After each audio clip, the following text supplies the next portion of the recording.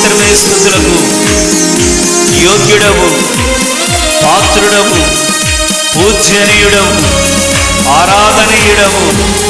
నీకే మహిమ, నీకే స్తోత్రం.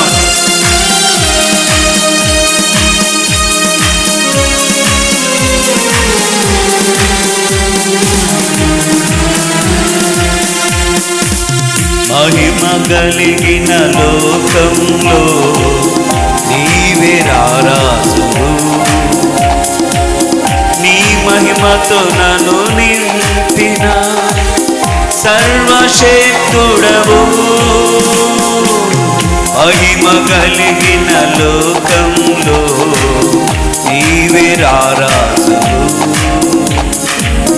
నీ మహిమతో నన్ను నింపిన సర్వశక్తుడవు. వేవేల దూతలతో పొగడబడుచున్న ఆరాజుడా. వేవేల దూతలతో పొగడబడుచున్న ఆరాజుడా. మోకరించి ప్రణుతింతును, మోకరించి ప్రణుతింతును. హల్లెలూయా హల్లెలూయా హల్లెలూయా హల్లెలూయా హల్లెలూయా నా యేసయ్యా. హల్లెలూయా హల్లెలూయా హల్లెలూయా హల్లెలూయా హల్లెలూయా నా యేసయ్యా. నా ప్రాణమా నీకే వందనం, నా స్నేహమా నీకే స్తోత్రము. నిన్ను నే కీర్తింతును, మనసారా ధ్యానింతును.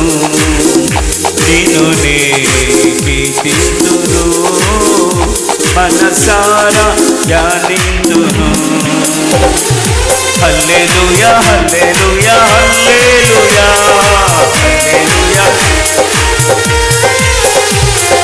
హల్లెలూయా హల్లెలూయా హల్లెలూయా హల్లెలూయా హల్లెలూయా నా యేసయ్యా. నా ప్రాణమా నీకే వందనం, నా స్నేహమా నీకే స్తోత్రము. నిన్ను నే కీర్తింతును, మనసారా ధ్యానింతును.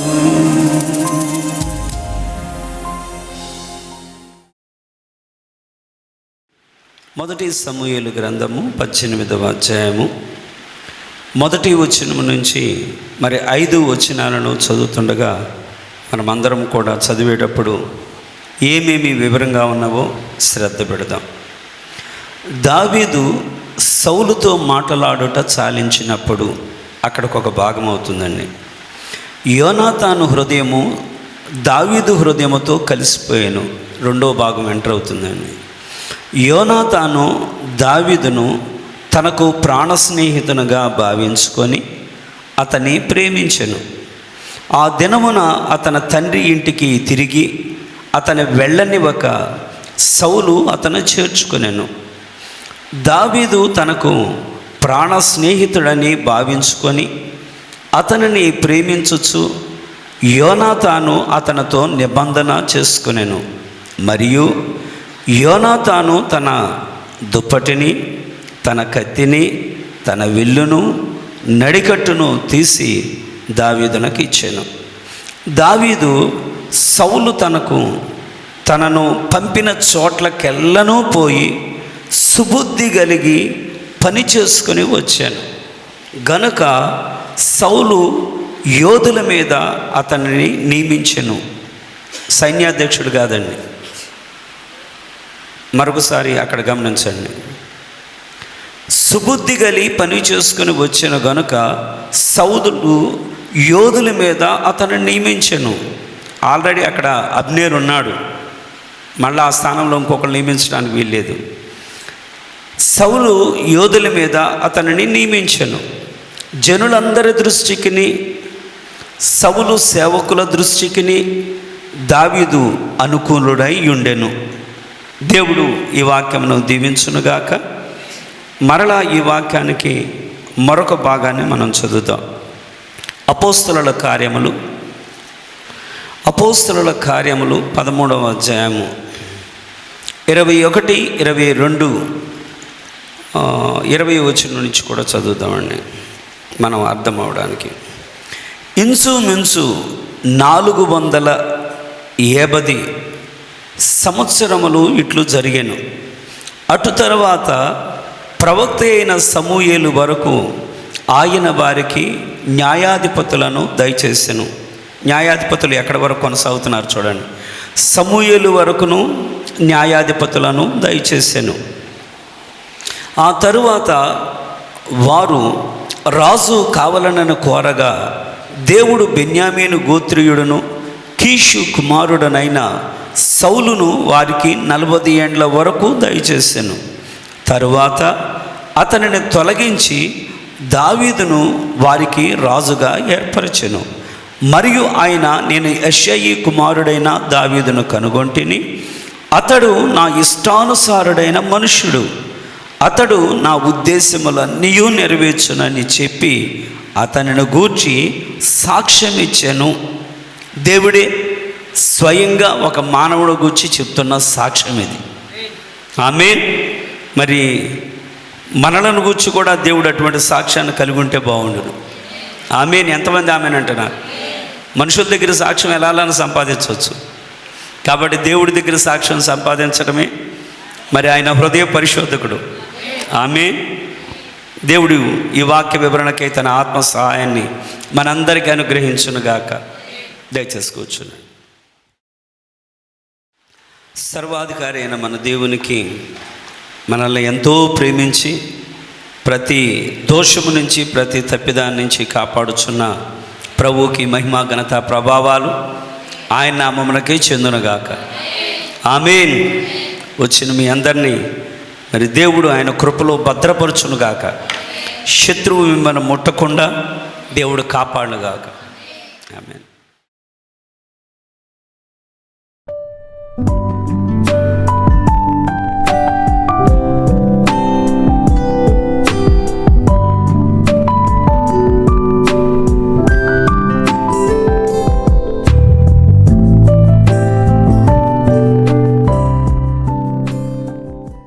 మంచిదండి. ఈ సమయంలో చదవబడ్డటువంటి వాక్యమును బట్టి మనము ఏ man after my own heart, నా ఇష్టానుసారైన మనుషుడు.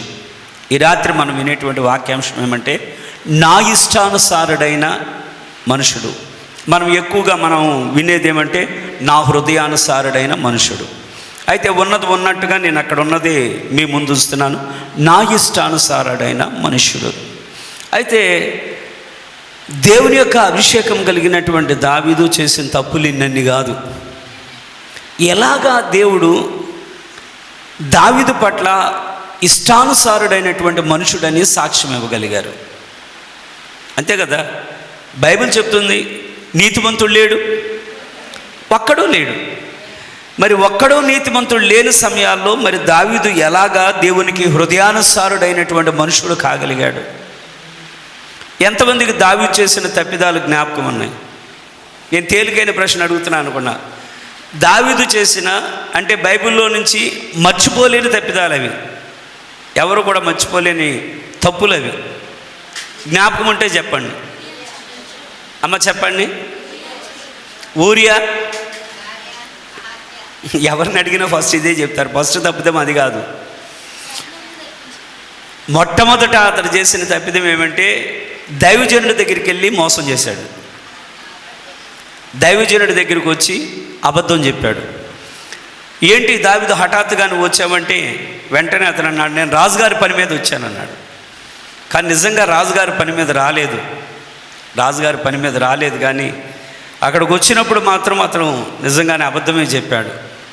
రెండవది ఆకీషు దగ్గరికి వెళ్ళాడు. 1 సంవత్సరం 4 నెలల వరకు మోసం చేశాడు. ఒక వ్యక్తిని, అంటే మన క్రైస్తవుడు కావచ్చు, క్రైస్తవుడు కాకపోవచ్చు, పరాయి వాడిని 1 సంవత్సరం 4 నెలల వరకు మోసం చేసిన వాడు ఎలాగా దేవునికి హృదయానుసారుడవుతాడు? సరే, మరి దేవుని వాక్యం అంటే మనకు ఇప్పుడున్నటువంటి వాక్య ప్రకారం కనీసం పరాయి వాడి యొక్క భార్యని మనం చెడుగా కూడా చూడకూడదు. అలాంటిది బత్షెబాతోని అతను వ్యభిచారం చేసి ఆమెను గర్భవతిని చేశాడు. అది ఎటువంటి పాపం? ఎలాగా ఒక అభిషేకం కలిగిన వాడు ఎలాంటి పని చేయగలుగుతాడు? ఎలాగా ఒక అభిషేకం కలిగినటువంటి ఇలాంటి వాడిని దేవుడు నా హృదయానుసారుడని చెప్పుకోగలుగుతున్నాడు? అదే కాకుండా మీరు మోషేని గమనించండి. మోషే హత్య చేశాడు. అయితే మోషే కావాలని హత్య చేయలేదు, సడన్గా హత్య చేశాడు. అంటే ఇద్దరికి గొడవ అవగానే యూదుని పట్టుకొని కొడుతున్నాడని హెబ్రీని కొట్టినందుకు అడ్డు తగిలి ఐగుప్తుని ఒక్క దెబ్బ కొట్టగానే వాడు చనిపోయాడు. కానీ ఊరియా దగ్గరకు వచ్చినప్పుడు మాత్రం దావీదు ప్లాంట్గా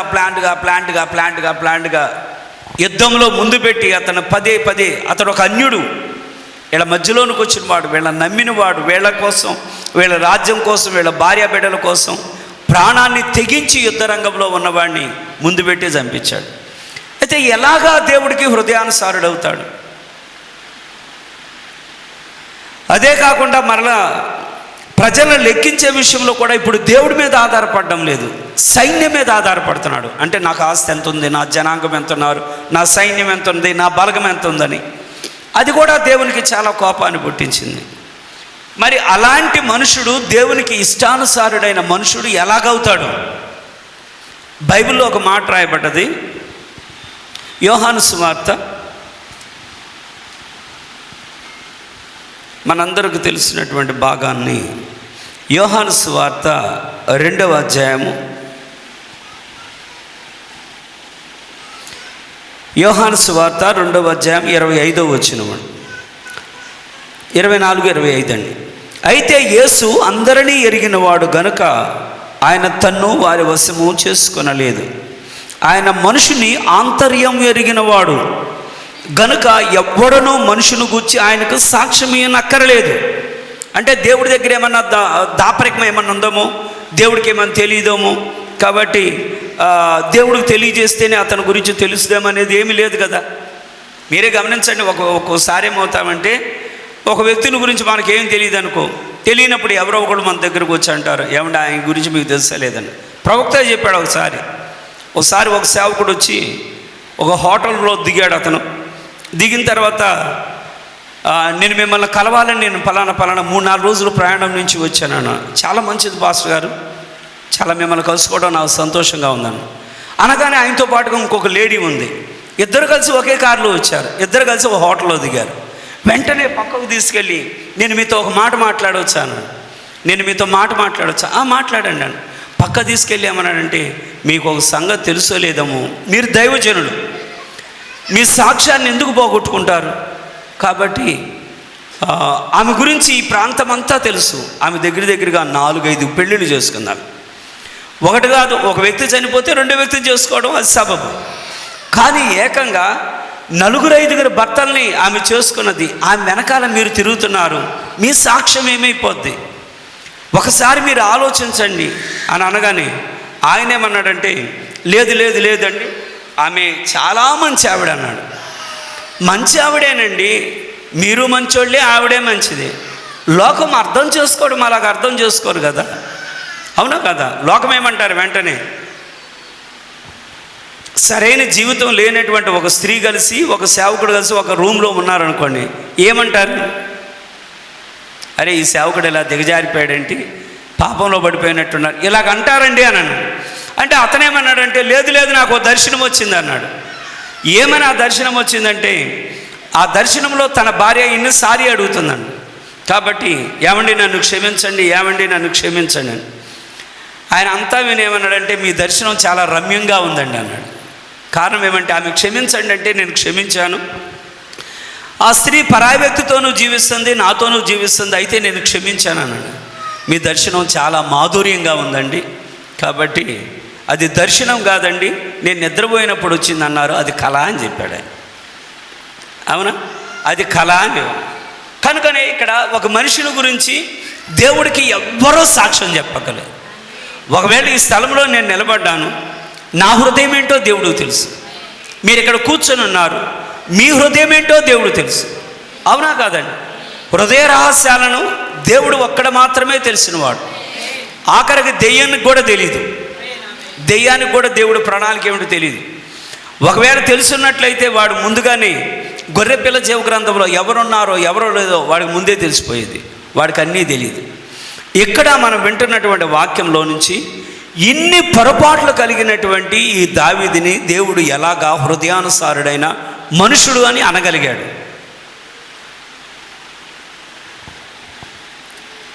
దేవుడే సహాయపడగాక. గడిచిన ఆదివారం మందు నేను అభిషేకాన్ని గురించి చెప్పడం జరిగింది. మరి అక్కడ ఉన్నటువంటి పాపాత్మరాలైనటువంటి స్త్రీ యేసుక్రీస్తు యొక్క పాదాలను అభిషేకించిందని. బేతనియ మరియా ఆమె కూడా అభిషేకించింది. మనం కూడా అభిషేకించాలి అన్నాం. ఎంతమంది మీకు అర్థమైంది? మనం ఎక్కడ అభిషేకించాలి? కాళ్ళు అభిషేకించాలా, తల అభిషేకించాలా? కాళ్ళ కాదండి, ఇది కాళ్ళు కాలం కాదు, ఇది తలకాలం. అంటే శిరస్సు దిగివచ్చే కాలం ఇది. దయచేసి మర్చిపోకండి. కాళ్ళను అభిషేకించిన కాలం అయిపోయింది. ఇది తలని అభిషేకించే కాలం. అయితే ఇప్పుడు తలను అభిషేకించడం అంటే ఏంటి పాస్టర్ గారని అర్థం కానట్టు అయిపోతాం. అందుకని రెండు క్లియర్ చేయడానికి దేవుడు మళ్ళా నా మనసును తాకగానే క్లియర్ చేయాలని అనుకుంటున్నాను. దేవుడు సహాయపడగాక. దయచేసి గమనించండి. దేవుడిచ్చే అభిషేకం, మనుషుడు చేసే అభిషేకం. దేవుడు మనిషిని అభిషేకించడం, మనిషి దేవుణ్ణి అభిషేకించడం, రెండిటికి మధ్యన తేడా ఉంది. ఒకటి మనం బైబిల్లో నుంచి గమనిస్తే దేవుడు మనిషిని అభిషేకించడం. ఎవరెవరిని అభిషేకిస్తాడు దేవుడు? ఆయన యాజకులను అభిషేకించారు, ఆయన ప్రవక్తలను అభిషేకించారు, ఆయన రాజులను అభిషేకించారు. మొత్తం 3 రకాలు. ఎంతమంది అంటున్నారు? దయచేసి గమనించండి. మీ మనసు అటు ఇటు వెళ్ళనివద్దు. దేవుడు అభిషేకించడానికి ఒక యాజకుడిని అభిషేకిస్తాడు, దేవుడు పరిచర్య చేయడానికి. ఏదేమైనా సేవకుడు, ఈ 5 పరిచర్యలు ఎవరైనా కానీ దేవుడు అభిషేకిస్తాడు. అభిషేకించడం అంటే దేవుడు దిగి రావడం కాదు, కానీ ఒక సేవకుడు వచ్చి ఆ వ్యక్తి మీద చేతులు పెట్టి ప్రార్థన చేయడము, లేదా నూనె పోసి ప్రార్థించడము, ఇది జరుగుద్ది అభిషేకం అని. అయితే దీనిని ఏమంటారంటే, దేవుడు ఒక వ్యక్తిని అభిషేకించుట అంటే ఒక పని కోసం నియమించుట, ఒక అధికారము అప్పగించుట, ఒక సేవలో కొనసాగడానికి దేవుడు తోడయుండి ఆ వ్యక్తిని నడిపించడం. ఇది అంటే చేతులుంచుట కానీ నూనె ఉంచుట కానీ ఇది జరిగినప్పుడు దేవుడు అభిషేకించడం అనగా, ఇప్పుడు దేవుడు ఒక పని కోసం అతన్ని నియమించి ముందుకు నడుపుతున్నాడు. ఇది దేవుడిచ్చే అభిషేకం. ఎంతమంది శ్రద్ధ పెడుతున్నారు? నేను చాలాసార్లు మీతో చెప్తాను, వాక్యాన్ని మాత్రం పోగొట్టుకోవద్దు. ఆమేన్. ఎందుకంటే వాక్యమే మనకేం చేస్తుందంటే విశ్వాసాన్ని తెస్తుంది. కాబట్టి విశ్వాసాన్ని తెచ్చే వాక్యం పట్ల మనం కొంచెం అటు ఇటుగా ఉన్నాం అనుకోండి, మీ విశ్వాసం ఎగిరిపోద్ది. దేవుడు మనందరికీ ఆగ్రహింపునిచ్చును గాక. ఎంతమందికి అర్థమవుతుందని? యాజకులు కానీ, రాజులు కానీ, ప్రవక్తలు కానీ వారు అభిషేకించబడతారు. ఆమేన్. అహరోను అభిషేకించబడ్డాడా? వాక్యమా కాదా? ఇప్పుడు రాజులుగా అభిషేకించబడ్డారా? ఎలీషా అభిషేకించబడ్డాడా? కాబట్టి ఈ 3 విధాలైనటువంటి అభిషేకాలు, లేదా విశ్వాసిగా మనం ఈ స్థలంలో ఉన్నప్పుడు కూడా అభిషేకిస్తాడు ఆయన. అయితే ఇప్పుడు దీనితో పాటుగా దేవుణ్ణి మనం ఎలాగ అభిషేకించాలి? దేవుడు మనిషిని అభిషేకించాడు. ఎందుకంటే ఒక పని కోసం, ఒక సేవ కోసం, ఒక అధికారం ఇచ్చి నడుపుతున్నాడు ఆయన. రెండవది, ఇప్పుడు ఆ పాపాత్మరాలైన స్త్రీ యేసు ప్రభు దగ్గరికి వచ్చి ఆమె అత్తరు తీసుకొచ్చి ఆయన పాదాలను అభిషేకించింది. మరొక రకంగా చూస్తే బేతనీ మరియ వచ్చి ఆమె కూడా ఆయన మీద పరిమళ తైలంతో ఆయన అభిషేకించింది. ఇది దేనికి పోలికంటే, ఇక్కడ మనిషి దేవుణ్ణి అభిషేకించడం అంటే దాని అర్థం ఏమంటే దేవుణ్ణి ఆరాధన చేయడం. ఎంత వ్యత్యాసం ఉందో చూడండి. దేవుడు మనల్ని ఆరాధన చేయటంలా దేవుడు మనల్ని పని అప్పగిస్తున్నాడు, ఈ పని చేయండి అని. మనము దేవుణ్ణి అభిషేకించడం అంటే దేవుణ్ణి ఆరాధించడం. రెండవది దేవుణ్ణి ప్రేమించడం. మూడవది ఏమంటే మనల్ని మనము దేవుడికి సమర్పించుకోవడం. ఆరాధన చేయడము, రెండవది దేవుణ్ణి ప్రేమించడము, మూడవది దేవునికి మనల్ని మనము సమర్పించుకోవడం. నా జీవితం నీ పాదాల దగ్గర పెడుతున్నాను ప్రభువా. ఆమె ఇలాగా కారణం ఏమంటే, ఏ ఒంటికైతే రెబ్కా నీళ్లు పోసినదో ఆ ఒంటే ఆమెను ప్రియుని యొద్దకు చేర్చింది. నిజమా కాదా? ఇప్పుడు ఏ వాక్యానికైతే మనం నీరు పోస్తామో ఆ వాక్యమే మనల్ని ప్రియుడి యొద్దకు తీసుకుని వెళ్తుంది. వేరే మార్గమే లేదు. దేవుడు సహాయపడు గాక. ఎంతమందికి అభిషేకం అర్థమైందండి? ఆమె అభిషేకానికి తిరిగి జన్మించడానికి గల వ్యత్యాసం ఏంటండి? పరిశుద్ధాత్మ అభిషేకానికి తిరిగి జన్మించడానికి గల వ్యత్యాసం ఏంటి? అయితే ఇలాగా ప్రశ్నించి మీ ముందుంచేటువంటి వాక్యాన్ని బట్టి గందరగోళంలో మనం పడకూడదు. మనకి ఏదైనా సరే మనకి వాక్యం వివరంగా అర్థం అవ్వాలి. దేవుడు అర్థమయ్యేటువంటి ఆ గ్రహింపును మనందరి మనోనేత్రాన్ని దేవుడు తెరుచునుగాక. పౌలు యొక్క ప్రార్థన కూడా అదే కాదా? మీ మనోనేత్రాలు వెలిగించబడవలని నేను మీకోసం ప్రార్థన చేస్తున్నాను. కాబట్టి మనోనేత్రాలు తప్పనిసరిగా వెలిగించబడాలి. దేవుని నామానికి స్తోత్రం. అయితే మీరు గమనించండి, దేవుడి దగ్గర నుంచి ఒక మంచి సాక్ష్యం లేకుండా నీవు దేవుని రాజ్యానికి వెళ్ళగలవా? ఎలా వెళ్ళగలుగుతాం? ఒకవేళ మనిషి దగ్గర నేను మంచి సాక్ష్యం అంటే, ఒకవేళ మీరు ఎవరన్నా కనబడ్డారనుకోండి, ఒకవేళ పెద్దవాళ్ళు కనబడగానే సహజంగా ఎవరన్నా కనబడగానే, అమ్మ ఎండలో పడి వచ్చావు, కొంచెం మీరు రండి కూర్చోండని ఒక టీ ఇవ్వడమో, 4 బిస్కెట్లు పెట్టడమో, ఏదో కనిపించినప్పుడల్లా ఈ పని చేస్తూ ఉంటే, ఆ తల్లి చాలా మంచిదమ్మా, అసలు ఈ రోజుల్లో ఎవరున్నారమ్మా, ఒక మంచినీళ్ళు ఇస్తారు, పిలిచి అయ్యి ఇస్తారు, ఈ ఇస్తారు, ఇలా చెప్తారు. సరే, మనుషుల దగ్గర సాక్ష్యం బాగానే ఉంది, మరి దేవుడి దగ్గర అంటే ఒక మనిషి మనకు మంచినీళ్ళు ఇచ్చినా, టీ ఇచ్చినా, కాఫీ ఇచ్చినా, బిస్కెట్లు ఇచ్చినా, ఏదైనా తినడానికి ఇచ్చినా, మనల్ని బాగున్నారని పలకరించినా, ఈ పలకరింపులను బట్టి మనిషి దగ్గర మనం ఒక సాక్ష్యాన్ని సంపాదించుకుంటున్నాం. అయితే మంచిది, ఇది సాక్ష్యాన్ని సంపాదించుకోవాలి. కానీ దీనికంటే ముఖ్యమైనది ఏంటంటే, దేవుని దగ్గర మంచి సాక్ష్యాన్ని ఎలా సంపాదించుకోవాలి, ఇది చాలా ముఖ్యమైనది. దేవుడు మనకు అటువంటి గ్రహింపును మనందరికీ దయచేయనుగాక. ఒకసారి మనం గమనిద్దాము. అపోస్తల కార్యము 10వ అధ్యాయం 38వ వచనమండి. యేసుక్రీస్తుని ఎవ్వరు కూడా అభిషేకించాల్సిన పని లేదండి. అంటే ఆయన పరిచర్య కోసం. అపోస్తల కార్యం 10:38వ వచనమండి.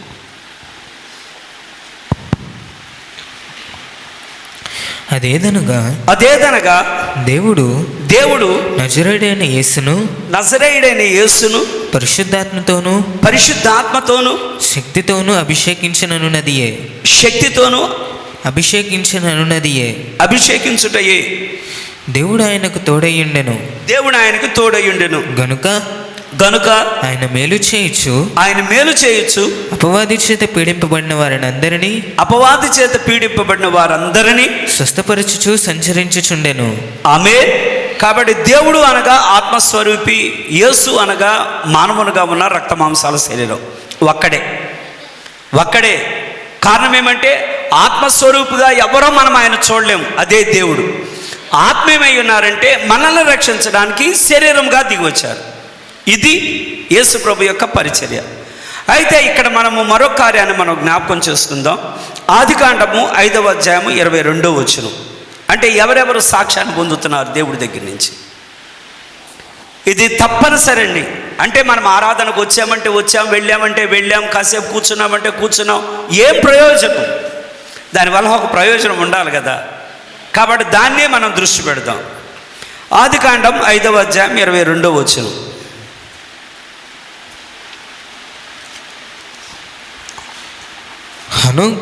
హనోకు మెతూషెలను కనిన తరువాత 300 ఏండ్లు దేవునితో నడుచుచు. గమనించండి, 300 ఏళ్లతో ఆయుష్ అయిపోలేదండి, కొనసాగుతూ ఉంది. 300 ఏండ్లు దేవునితో నడుచుచు కుమారులను కుమార్తెలను కనెను. కాబట్టి గమనించండి, స్టార్టింగ్ అక్కడ అయింది. దానితో నుంచి ఇక అతను దేవుడితో నడవడం ప్రారంభించాడు. అవలేదు. హనోకు దినములన్నీ 365 ఏండ్లు హనోకు దేవునితో నడిచిన తరువాత. దయచేసి గమనించండి, ఇంకా కొనసాగుతుంది. హనోకు దేవునితో నడిచిన తరువాత దేవుడు అతన్ని తీసుకుని పోయాను. కాబట్టి హనోకును గురించి ప్రభువా నీవేమంటావంటే, దేవుడు ఏమంటారంటే, హనోకు కూడా నా దగ్గర మంచి సాక్ష్యం ఉందని. హనోకును గురించి కూడా దేవుని దగ్గర మంచి సాక్ష్యం ఉంది. ఏముంది అతనికి మంచి సాక్ష్యం అంటే, ఇతడు ప్రతి మాటతో కలిసి నడుస్తున్నాడు. ఆదాము ప్రతి మాటతో కలిసి నడవలేకపోయాడు, అందుకని పతనం వచ్చింది. కానీ అతడు భార్య ఉంది, అతనికి పిల్లలు ఉన్నారు, బాధ్యతలు ఉన్నాయి, ఇవన్నీ నెరవేరుస్తున్నాడు. భార్య పట్ల ఒక మంచి భర్తగా ఉంటున్నాడు, బిడ్డల పట్ల మంచి తండ్రిగా ఉన్నాడు. ఇది చాలా ముఖ్యమండి. మీరు ఏ భార్యనైనా అడగండి, నీ భర్తను గురించి ఏమంటావంటే, ఒక భార్య కనుక భర్త గురించి చెడ్డ సాక్ష్యం చెప్పిందంటే అతడు ఎక్కడా మంచోడుగా ఉండలేడు. పిల్లల్ని అడగండి, మీ నాన్న ఎటువంటి వాడని. భయపెట్టి కాదండి, మీరు పిల్లల్ని అడగండి, తండ్రిగా మీ తండ్రి మీ పట్ల ఎలా ఉంటాడని. అమ్మ మూర్ఖుడండి అని అన్నారా, అయిపోయినట్టే. లేదండి, గద్దించే సమయంలో గద్దిస్తారు, ప్రేమించే సమయంలో ప్రేమిస్తారని మీరు చెప్పండి. ఒక బాధ్యత కలిగిన తండ్రి అది. గద్దించేటప్పుడు గద్దిస్తారు, ప్రేమించేటప్పుడు ప్రేమిస్తారు, వాక్యంలో నుంచి నడిపిస్తాడు. ఇది ఒక బాధ్యత కలిగిన తండ్రి. ఆమె కనుక ఇక్కడ మీరు గమనించండి, హనోకుకి ఏముందంటే ఇంట్లో ఒక మంచి భర్త, ఇంట్లో ఒక మంచి తండ్రి. అదే కాకుండా ఇప్పుడు వాక్యాన్ని ఏదైతే దేవుని దగ్గర నుంచి అతనికి వాక్కు వస్తున్నదో ఆ వాక్కు వచ్చిన దానిలో ఒక మెట్టు ఎక్కుతున్నాడే కానీ మెట్టు మాత్రం దిగడం లేదు. కాబట్టి అతను దేవుని దగ్గర ఒక మంచి సాక్ష్యాన్ని కలిగిన వాడై నడిచి వెళ్తుండగా ఇక ప్రభు ఏమంటున్నారంటే, చాలు, ఈ భూమి మీద జీవితం చాలు, నాతో పాటు వచ్చాయి. కాబట్టి నాతో పాటు వచ్చాయని ప్రభు అలా తీసుకుని వెళ్ళిపోయారు. ఆమేన్. అసలు ఎత్తబొట్టు అలా జరిగితే ఇంకేముందండి. చాలామంది వృద్ధులు చేసే ప్రార్థన ఏమంటే, ప్రభువా నేను మంచాన పడకూడదు ప్రభువా. మీరు ఎవరినైనా అడగండి నువ్వు ఎలాంటి చావును కోరుకుంటున్నావంటే, అమ్మో నాకు మాత్రం ఇటువంటి భయంకరమైన చావొద్దు, కానీ నేను నిద్రలో ఉండగానే నిద్రలో వెళ్ళిపోవాలి. సహజంగా ఎవరైనా కోరుకునేది ఏమంటే మరణం యొక్క భీతి, మరణం యొక్క నొప్పి అనేది తెలియకుండా దానిలో నుంచి అలా నిద్రపోతూ ఉండగానే ఏమీ తెలియకుండా ప్రభు యొద్దకు వెళ్ళిపోవాలి. కానీ ఇక్కడ మీరు హనోకును చూడండి, ప్రభుత్వ ఒక మాట అంటారు, మరణాలన్నింటిలో కంటే హార్ట్ అటాక్ ఒక 5 నిమిషాల్లో వెలవెల్లాడతారు, టక్కని ప్రాణం వదిలేస్తారంట. ఇక అంత మించి ఎక్కువ ప్రయాసం ఉండదు. ఒకవేళ చెయ్యో కాలో పని చేయకుండా అలాగే మంచాన పడతా ఉంటే ఎంత ప్రేమించిన వాళ్ళైనా ఏదో ఒకటి అన్నట్టుగా వాళ్ళు బాధపడతారు. అది సహజం. కానీ హనోకు విషయంలోకి వచ్చేప్పటికి అతనికి దేవుని దగ్గర ఒక మంచి సాక్ష్యం ఉంది. ఇతడు కూడా దేవునికి ఇష్టడు కనుక నడిచి ఇక వెనక్కే తిరగలేదు, కానీ వెళ్ళిపోయాడు. ఈ రోజున వధువు కూడా దేవుడితో నడిచి దేంతో నడవాలండి? ప్రతి మాటతో,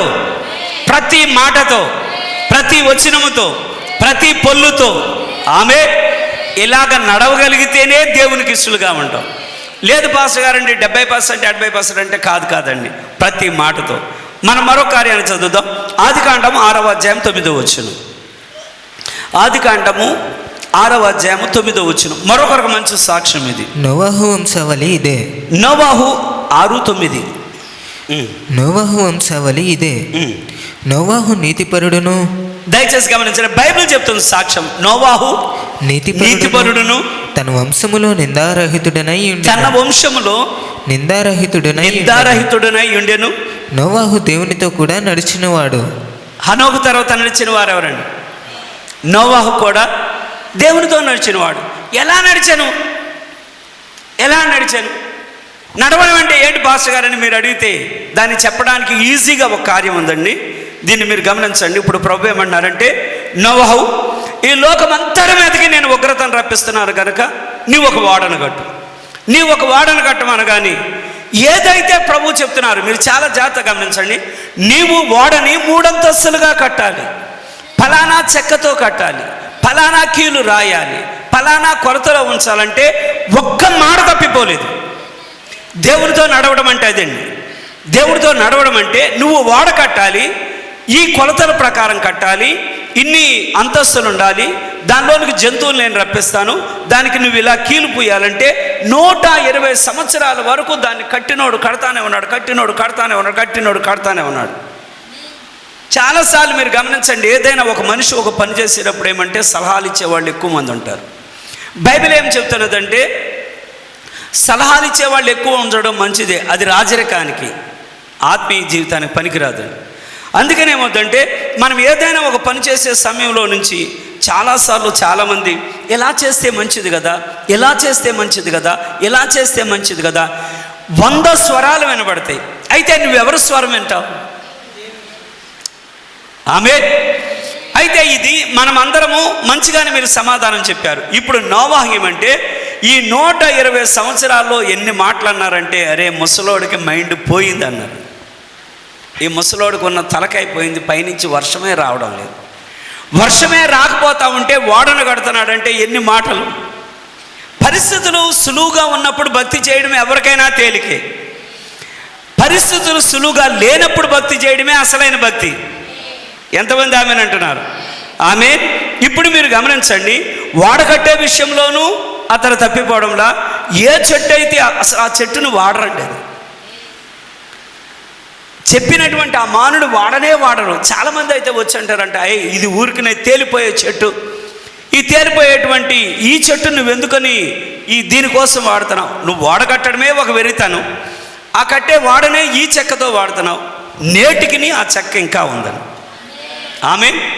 కనుక ఇప్పుడు నోవాహు కూడా దేవునికి మంచి సాక్ష్యం ఉందా లేదా? నోవాహు తన తరములో నిందారహితుడు. ఆమేన్. దేవునితో నడిచినవాడు, దేవుని యొక్క కృప పొందినవాడు. ఆమేన్. మరి ఎందుకని మిగతా వాళ్ళు పొందలేదు? మిగతా వాళ్ళు ఎందుకని పొందలేదు? సహోదర సహోదరు దయచేసి గమనించండి, ప్రతి కాలంలో కూడా దేవునికి ఒక మంచి సాక్షి ఉంటాడు. ప్రతి కాలంలోనూ దేవునికి ఒక మంచి సాక్షి ఉంటాడు.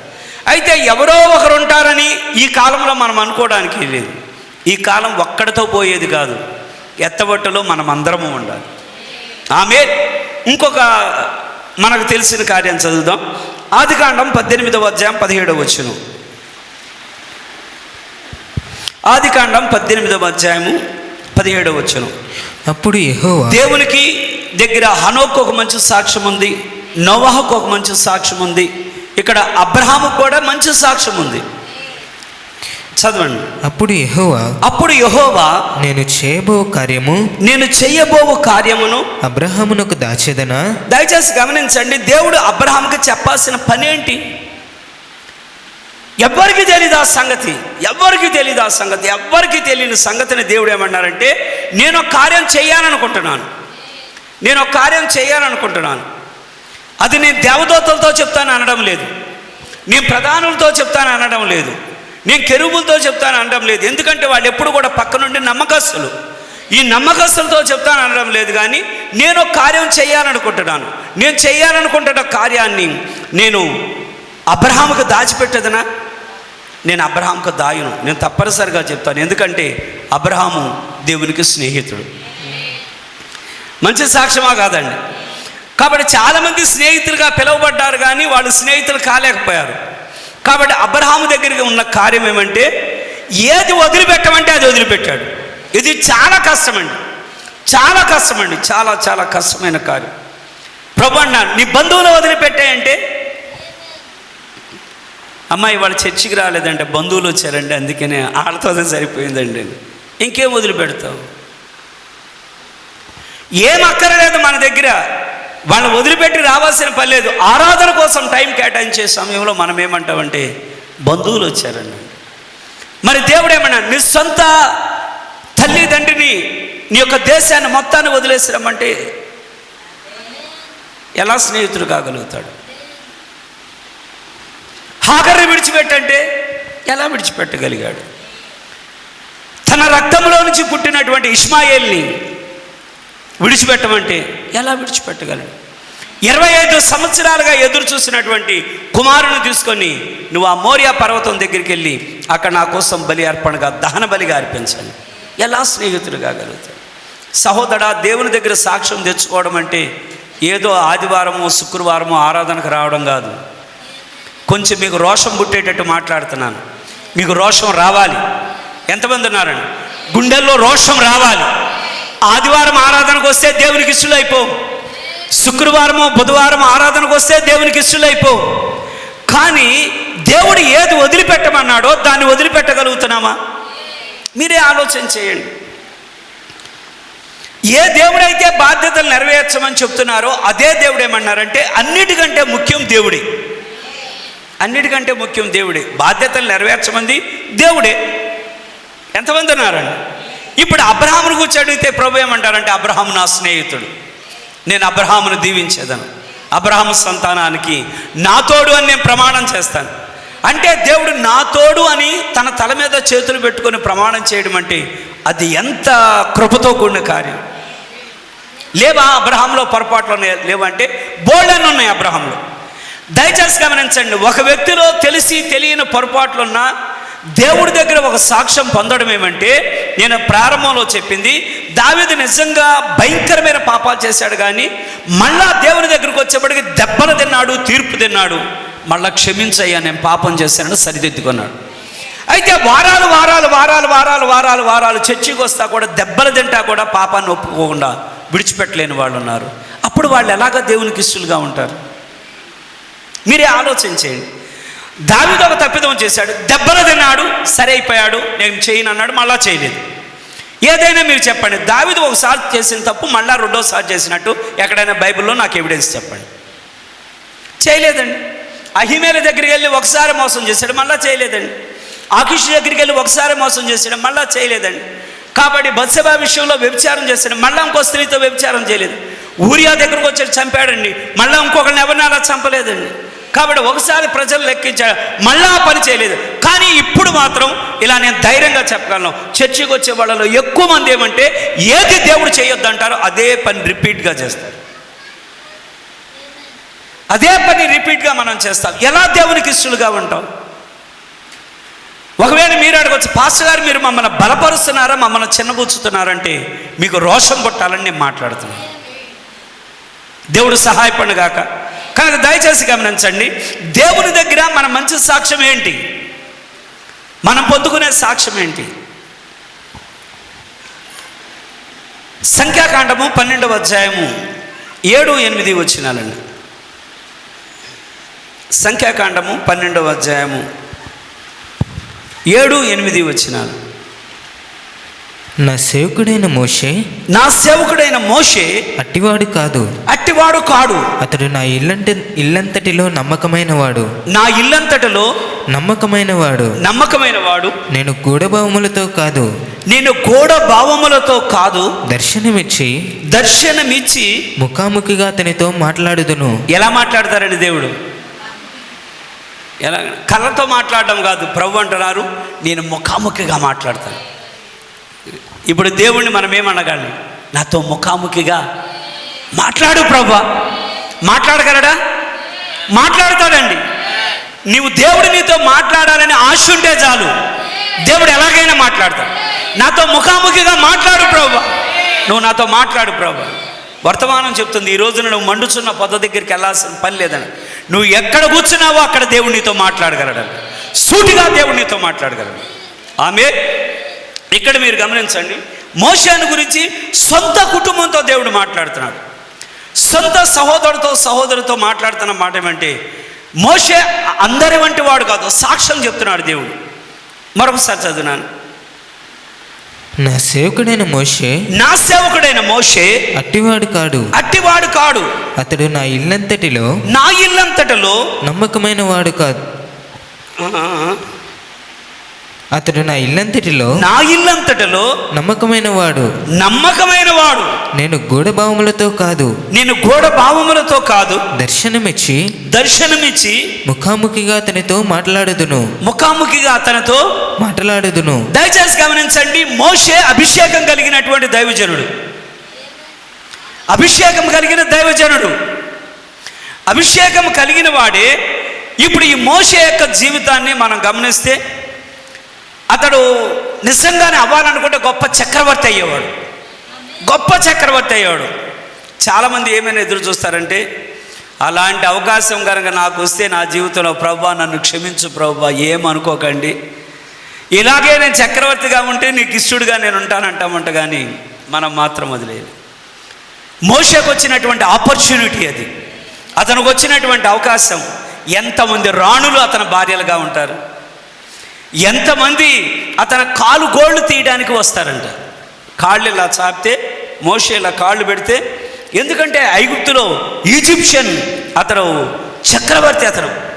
కాబట్టి అతను అలా కాళ్ళు చాపితే అతను గోళ్ళు గీరడానికి, అతను ఒళ్ళు నొక్కడానికి మర్దం చేసి స్నానం చేయిస్తాను. కన్ను రెప్పేలాగంటే చాలు, ఈ దిక్కుకు వెళ్ళమంటే అలాగెళ్తారు. అంత నాలెడ్జ్ సంపాదించాడు. కానీ ప్రభు అంటున్నారు, ఇవన్నీ ఉన్నా కూడా నా నిమిత్తం నింద భరించడానికి అన్నిటిని పెంటతో సమానమని ఎంచుకొని బయటకు వచ్చాడు. ఈరోజు మనలో నుంచి ఏముండదు. నేను దేవుణ్ణి నమ్ముకొని నేను అది వదిలిపెట్టాను, నేను దేవుణ్ణి నమ్ముకొని ఇది వదిలిపెట్టా, చెప్పిందే చెప్తూ ఉంటాను. ఒకవేళ మనల్ని అడిగితే నేను దేవుడిని నమ్ముకోవడం వల్ల నేను అది వదిలిపెట్టా, ఇది వదిలిపెట్టా, మనం ఏమంటామంటే మనం ఏదో చేసినట్టుగా చెప్తాం. ఏం వదిలిపెట్టాం? మీరే ఆలోచించి, ఏం వదిలిపెట్టాం? ఒకవేళ అనొచ్చు, నేను సినిమాలు వదిలిపెట్టేశాను, నేను అవి వదిలిపెట్టాను. అదేమైనా పెద్ద త్యాగమా? దేవుడు మన పట్ల చేసిన త్యాగం ఎదుట అదేమైనా పెద్ద త్యాగమా? కానీ మనం ఏమనుకుంటామంటే పెద్దగా చెప్పుకుంటాం. అవి పెద్దవి కాదండి, పెద్దవి కాదండి. సమస్త అసలు ఎంత రాయల్టీగా బతకొచ్చో వాటన్నింటిని వదిలిపెట్టి హెబ్రీలు ధరించేటువంటి సాధారణమైన బట్టలు దొడుక్కొని ఎండిపోయిన ఒక కర్ర పట్టుకొని వాళ్ళతో పాటుగా బయలుదేరాడు. సాత్వికుడని ఎలా సాక్ష్యం చెప్పగలుగుతున్నాడు దేవుడు? దయచేసి గమనించండి. బైబిల్ ఏం చెప్తుందంటే, ఎవరన్నా నిన్ను మీ నీతి శాస్త్రులు పరిశీలన నీతి కంటే మీ నీతి ఎక్కువగా ఉండాలని బైబిల్ చెప్తుంది. ఎవరైనా చెప్పగలుగుతారా వాళ్ళ నీతికి యేసుప్రభు చెప్పిన నీతికి వ్యత్యాసం ఏంటండి? మీ నీతి శాస్త్రుల నీతి కంటే పరిశీలన నీతి కంటే మీ నీతి అధికం కాని ఎడల మీరు ఎన్నడూ కూడా దేవుని రాజ్యంలోకి వెళ్ళలేరు. అదే మోషేలో మనకు కనబడదు. ఎలా కనబడుతుందంటే, ఒకవేళ ఎవరైనా మన కోసం ప్రార్థన చేస్తున్నారంటే మనం చాలా ఇదైపోతాం. సహోదరా సహోదరి, నువ్వు నా కోసం చాలా ప్రార్థన చేసావు, నువ్వు చాలా మంచోడు, నువ్వు చాలా మంచోడు, నువ్వు చాలా మంచోడు. ప్రభువా వాళ్ళ జ్ఞాపకం చేసుకోండి. నా కడుపులు నొప్పి వచ్చినప్పుడు మరి పాస్టర్ గారు బాగా ప్రార్థన చేశారు, సిస్టర్ గారు బాగా ప్రార్థన చేశారు, ఫలానా సహోదరి ఫలానా శారమ్మ గారు బాగా నా కోసం కన్నీరు పెట్టుకొని ప్రార్థన చేశారు ప్రభువా. చర్చిలో ఒకళ్ళు ఉన్నారు, వాళ్ళు ఎప్పుడూ నా కోసం ప్రార్థన చేయరు ప్రభువా. ఇలాగంటామంట. ఇది శాస్త్రాల నీతి. అంటే ఒక వ్యక్తి నీకు ఏదైనా ఇస్తే వాళ్ళకి నువ్వు ఇవ్వడం, ఒక వ్యక్తి నీ కోసం ప్రార్థన చేస్తే వాళ్ళ కోసం ప్రార్థన చేయడం. ఈ ప్రార్థనతో ఎన్నడూ నువ్వు దేవుని దగ్గర ఒక మంచి సాక్ష్యాన్ని నీ జీవితంలో పొందే అవకాశమే లేదు. కానీ ఇక్కడ ఏమి గమనించండి, మోషే ఈ జనులతో బయలుదేరి వచ్చిన దగ్గర నుంచి వాళ్ళు తిడతానే ఉన్నారు, సణుగుతానే ఉన్నారు, రాళ్ళతో కొడదాం అనుకుంటున్నారు. కానీ దేవుడి దగ్గరికి వెళ్ళి దేవుని దగ్గర, ప్రభువా ఐగుప్తు దేశంలో నుంచి తీసుకొచ్చినటువంటి ఈ జనులు ఈ మధ్యలోనే నువ్వు విడిచిపెడతావా? వారి దేవుడు వాగ్దాన భూమిలో నువ్వు తీసుకుని వెళ్ళలేక అలా వదిలిపెట్టారు అంటారేమో. అది క్రీస్తే, నేను కాదనడంలే, అది క్రీస్తే, నేను కాదనడంలా. కానీ నీ హృదయం తెరవాలి కదా. ఒక వ్యక్తి యొక్క హృదయం తెరవకుండా క్రీస్తు రాలేడు. అందుకని ఇదిగో నేను తలుపు తట్టుచున్నాను, ఎవడైనా తలుపు తెరిస్తే బాగుండును. ఎవడైనా ఏం చేయాలి? తలుపు తెరిచేవాడు కావాలి, కానీ తలుపులు తెరిచేవాళ్ళు లేరు. కాబట్టి మనకెవరైనా ఒక గిన్నెడు ఒకటి ఇస్తే తిరిగి ఆ గిన్నెలో ఇంకోటి ఇస్తాం. ఇది మన నైజం. కానీ ఏమి చేయని వానికి ఇవ్వండి, ఏమి చేయని వానికి ఇవ్వండి. బైబిల్ అది నేర్పుతుంది. మనం ఏంటంటే మనల్ని ఒకరు సంతోష పెడితే తిరిగి వాళ్ళని ఎలాగలగా మనం సంతోష పెట్టాలని మనం చాలా తొందరపడతాం. మంచిదే, నేను కాదంటం లేదు, వాళ్ళని తిరిగి తిట్టమని చెప్పట్లేదు. అది తాగుబోతోళ్ళు చేసే పని. ఎవరికి వాళ్ళు అన్నం పెడతారు, తిరిగి ఆళ్ళనే తిడతారు. ఎవరు డబ్బులు ఇస్తే తిరిగి ఆళ్ళనే తిడతారు. కానీ ఇది శాస్త్రులు కూడా ఈ పనే చేస్తారంట. మోషేని మీరు గమనించండి. మిరియాము వచ్చి ఏమంటాడంటే, నీకెవ్వరూ ఆడవాళ్ళు దొరకలేదా, ఇంకెవ్వరో దొరకలేదా పెళ్లి చేసుకోవడానికి? ఏమయ్యా మీరు మాట్లాడరేమయ్యా అంట. అమ్మా నువ్వే మాట్లాడగలవు, అసలు నువ్వు మాట్లాడినట్టు ఎవరు మాట్లాడారు? ఏమైనా నీకంటే చిన్నోడు కదా, అడుగు అడుగు అన్నాడు. అహరోను కూడా వెనకాల నిలబడి, అవును నిజమే, నువ్వు ఇన్ని మాటలు చెప్తున్నావు, వాళ్ళకి వాక్యం చెప్తున్నావు, నువ్వు చేసిన పని ఏంటి? నువ్వు చేసిన పని తప్పిదం కాదా ఏంటి? ఇప్పుడు దేవుడు రంగంలోకి వస్తున్నాడు. దేవుడే స్వయంగా దిగి వస్తున్నాడు. దేవుడు స్వయంగా దిగి వచ్చి, మీరిద్దరు కలిసి అక్కడికి రండి, నేను మాట్లాడతాను. మీరు ఏం మొదలుపెట్టారు? మోషే ఏం మొదలుపెట్టాడు? అవునా కదా? మీరు ఏం మొదలుపెట్టారు? మీరు ఏమీ వదిలిపెట్టలేదు. కానీ మోషే అతను నా నిమిత్తము నింద భరించడానికి ముందుకు వచ్చాడు. అతను మిక్కిలి సాత్వికుడు. మిక్కిలి సాత్వికుడు అంటే కనీసం దేవుడు ఆ స్థలంలోనికి వచ్చి తల్లి గర్భంలో పుట్టినప్పుడు నువ్వు ఎలాగుంటావో, మాంసపు ముద్దలాగా ఎలాగుంటావో అలాగ నీవు అవుతావని వెంటనే మిరియామును కుష్టుతో మొత్తగానే అసలు మోషే ఏమనుకోవాలంటే, ప్రభా నన్ను అన్నోళ్ళు ఎవ్వరో బాగుపడరు ప్రభా, అంతే వాళ్ళకి. సాక్ష్యం కూడా చెప్తాం. ఒకవేళ నన్ను పలానా వాళ్ళు అన్నారు అన్న తర్వాత వాళ్ళకి ఇలా జరిగింది, నాకు తెలుసు దేవుడు నాకు తోడై ఉన్నాడు, నాకు తెలుసు దేవుడు నన్ను ఇలాగ అన్నందుకు వాళ్ళు అలాగైపోయారు. కానీ మిక్కిలి సాత్వికుడు ఇప్పుడేమంటున్నాడంటే, తన సహోదరి మిరియాం అలా పడిపోగానే, ప్రభువా దయచేసి ఆమెను అలా వదిలిపెట్టొద్దు, దయచేసి కరుణించు. గమనించండి, తన మీద నిందలు వేసిన వాళ్ళ బాబు కోసం మధ్యవర్తిగా నిలబడి ప్రార్థన చేస్తున్నాడు. మళ్ళా తన మీద నిందలు వేసిన తన యొక్క సహోదరునే కానీ అహరోన్నే కానీ మళ్ళా వాళ్ళ కోసం వచ్చి అతడు విజ్ఞాపన చేస్తున్నాడు. ఇప్పుడు ప్రభు ఏమన్నారంటే, అతడు మిక్కిలి సాత్వికుడు. సహోదరా, నువ్వు నేను అలాగ ఉండాలని దేవుడు కోరుకుంటున్నాడు. హనోకులో నుంచి మనకు ఒక సాక్ష్యం ఉండాలి. ఆమె నోవాహులో నుంచి మనకు ఒక సాక్ష్యం ఉండాలి. అబ్రహాములో నుంచి మనకు ఒక సాక్ష్యం ఉండాలి. మోషేలో నుంచి ఒక సాక్ష్యం ఉండాలి. నీ కోసం ఎవరు ప్రార్థన చేశారో వాళ్ళ కోసమే నువ్వు బిగ్గరగా ప్రార్థన చేసినా, ఎక్కువగా ప్రార్థన చేసినా ప్రభు ఏమంటారంటే, మీ నీతి భలే శాస్త్రుల నీతిలాగా ఉంది. గమనించండి, దావీదు హృదయానుసారుడు. దావీదులో తప్పిదాలు ఉన్నాయి, కానీ దేవుడు ఏమన్నాడంటే, నాకు నచ్చినవాడు. సంఖ్యాకాండము 14వ అధ్యాయము. మనం దావీదు దగ్గరికి వెళ్తున్నామండి. ఇవన్నీ కూడా జస్ట్ అలా పునాదులు వేసుకుంటూ వెళుతున్నాం, మనం సమీపిస్తున్నాం. సంఖ్యాకాండము 14వ అధ్యాయం 24వ వచనం.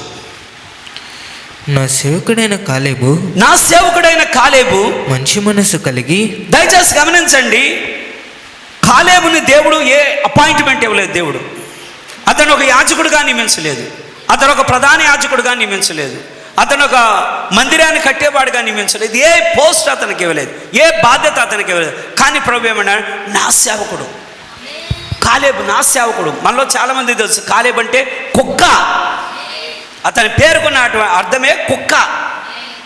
నిజంగా కొన్ని దొంగ కుక్కలు ఉంటాయి, కొన్ని మంచి కుక్కలు ఉంటాయి. యజమాని యొక్క కాళ్ళు నాకే కుక్కలు కొన్ని ఉంటాయండి.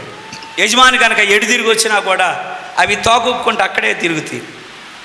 కొన్ని ఏమనుకుంటే ఏంటి, యజమాని వచ్చినా ఇలా చూస్తాయంట, నువ్వు నాకేమైనా పెట్టావా ఏంటి, వచ్చేటప్పుడు కోడిగుడ్లు తెచ్చావు, మాంసం తీసుకొచ్చావా, నువ్వు వస్తే వచ్చేవాళ్ళనా ఓహో అంటదంట. ఒకవేళ ఎవరన్నా అనుమానంగా తిరిగినా కూడా వీధిలో కుక్కలు అరిసి అంట, కానీ ఈ కుక్క అరవదంట. అందుకని వాటిని దొంగ కుక్కలు అంటారు. బైబిల్లో కొన్ని దొంగ కుక్కల గురించి ఉన్నది. అంటే విశ్వాసాన్ని హెచ్చరిక చేయకపోవడం కూడా కుక్కతో సమానం. అది బైబిల్ అలా చెప్తుంది. ఆమేన్. వాళ్ళు తిండికి ఆతురపడి కుక్కలన్నాడు. దేవుడు సహాయపడిన. కానీ కాలేబుని గురించి ఏమన్నా అంటే, అతను ఒక మంచి మనస్సు కలిగిన వాడు. కంప్లీట్ చేయనాను.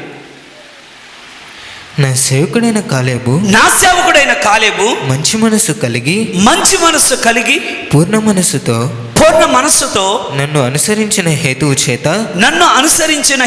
చేత అతడు పోయిన దేశములో అతన్ని ప్రవేశపెట్టేదను.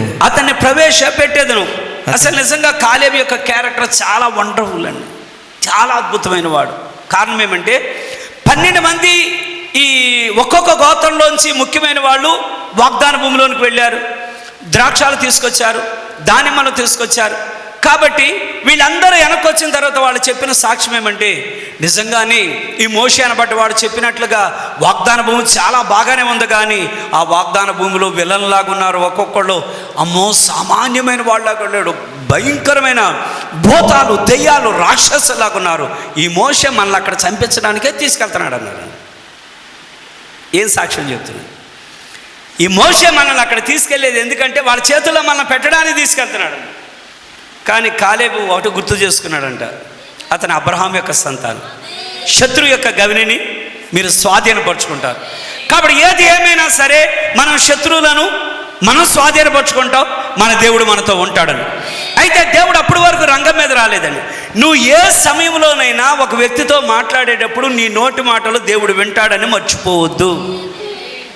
మీరు ఎవరితో అయినా మాట్లాడండి, మీరు ఏమైనా మాట్లాడండి, నువ్వు కానీ నేను కానీ ఎవరితో మాట్లాడినా మన మాటలు మలకి గ్రంథంలో ఉన్నది, తన ప్రియులు మాట్లాడుచుండగా యెహోవా చెవియొగ్గి ఆలకిస్తాడంట. నువ్వేం మాట్లాడుతున్నావు, ఏం సాక్ష్యం ఇస్తున్నావు? కనీసం మీరు గమనించండి, కాలేబు యొక్క జీవితకాలం అంతట్లో కూడా ఒకవేళ మోషేలో ఉన్న ఏ లోపాన్ని ఎత్తి చూపించడానికి అతడు ఎన్నడూ ప్రయత్నించలేదు. తన భక్తిని తను కాపాడుకున్నాడు. అదే కాకుండా మరి ఇతరుతో ఏమంటారంటే సమకాలికులు. కాలేబు యోషువ సమకాలికులు. కాబట్టి ఒకే సమయంలో నుంచి వెళ్ళిన వారిలో, సాక్ష్యం తెచ్చిన వారిలో ఎంత గొప్ప సాక్ష్యం కలిగిన కాలేబుకి దేవుడు ఏ పోస్ట్ ఇవ్వలేదు, ఏ అధికారం ఇవ్వలేదు. ఒకవేళ ఏ అధికారం ఇవ్వకపోతే ఒక వ్యక్తికి ఎలా అనిపిస్తే, యోషువ నాకంటే మంచోడా ఏంటి, ఆయన నాయకుడిని చేశారు. ఎంతమంది ఉన్నారు? వస్తుందా లేదండి? వెంటనే అసూయ బయట పెట్టేస్తాం. వెంటనే అసూయ బయట పెట్టి నాకంటే మంచోడా ఏంటి, నాకంటే బుద్ధిమంతుడా. కనీసం 40 సంవత్సరాల పరిచర్యలో యోషువ మీద ఒక్క మాట అనలేదు. దేవుడు ఒక వ్యక్తిని గురించి సాక్ష్యం చెప్పేటప్పుడు జాగ్రత్త, ఏ వ్యక్తి మీద అసూయ పడవద్దు. మీరు ఎవరినైనా మీరు గమనించండి, ఒకే పనిని 2 వ్యక్తులు చేసే సమయంలో నుంచి వాళ్ళలో దేవుని ఆత్మ ఉంటేనే ఒకరిని ఒకరు సహకరిస్తారు. కానీ ఒకరిలో దేవుని ఆత్మ, ఎవరైనా దేవుని ఆత్మలో లేకపోతే మీరు వాళ్ళ ముఖం చూడండి, నల్లగా మాడిపోద్ది, అసూయలు బయటపడతా ఉంటాయి. పెద్ద మాకంటే గొప్ప నైపుణ్యం కలిగిన వాడా? మీరు ఎక్కడ చెప్పగలరు? కాలేబులో నుంచి దేవుడు అందుకని అన్నాడు, అతను మంచి మనసు కలిగిన వాడు, అతను మంచి మనసు కలిగిన వాడు. ఇప్పుడు దేవునికి ఇష్టానుసారుడైన మనుషుల్లో నుంచి కాలేబు ఒకడు. సహోదరా, నీ గురించి నా గురించి ఏం చెప్తాం? ఏమని చెప్తాం? ఎలాంటి సాక్ష్యాన్ని మనం కలిగి ఉన్నాం? సంఖ్యాకాండం 27వ అధ్యాయం 18వ వచనం. సంఖ్యాకాండము 27వ అధ్యాయం 18వ వచనం. అందుకు యెహోవా మోషేతో ఇట్లనెను, నూను కుమారుడైన యెహోషువ ఆత్మను పొందినవాడు, నీవు అతన్ని తీసుకుని సాక్ష్యం మీరు గమనించండి. నూను కుమారుడైన యెహోషువ ఆత్మను పొందినవాడు, నీవు అతన్ని తీసుకొని అతని మీద నీ చెయ్యి ఉంచి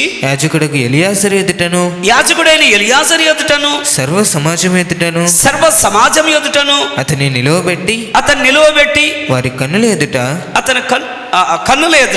అతనికి ఆజ్ఞ ఇమ్ము. దయచేసి గమనించండి, మోషే ఎటువంటి ఆత్మను కలిగి ఉన్నాడో యోషువ కూడా అటువంటి ఆత్మను కలిగి ఉన్నాడు. దేవుడు సాక్ష్యం ఇస్తున్నాడు. మీరు గమనించండి, మోషే ప్రార్థనలోనికి వెళ్ళేటప్పుడు మిగతా వాళ్ళంతా కూడా గుడారాల దగ్గర నిలబడ్డారు, కానీ ప్రార్థనలో నిలబడ్డారు.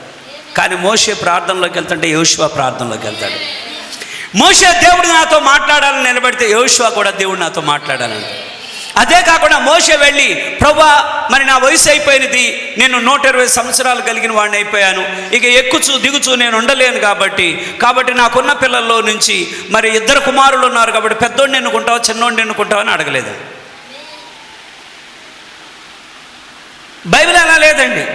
నాకు 2 కుమారులు ఇచ్చావు కాబట్టి ప్రభువా మరి ఆ 2 కుమారులో పెద్దవాడిని సేవ కొరకు ఎన్నుకుంటావా చిన్నవాడిని సేవకు ఎన్నుకుంటావా అని అడగలేదంటే, సలహాలు కూడా ఇవ్వలేదు.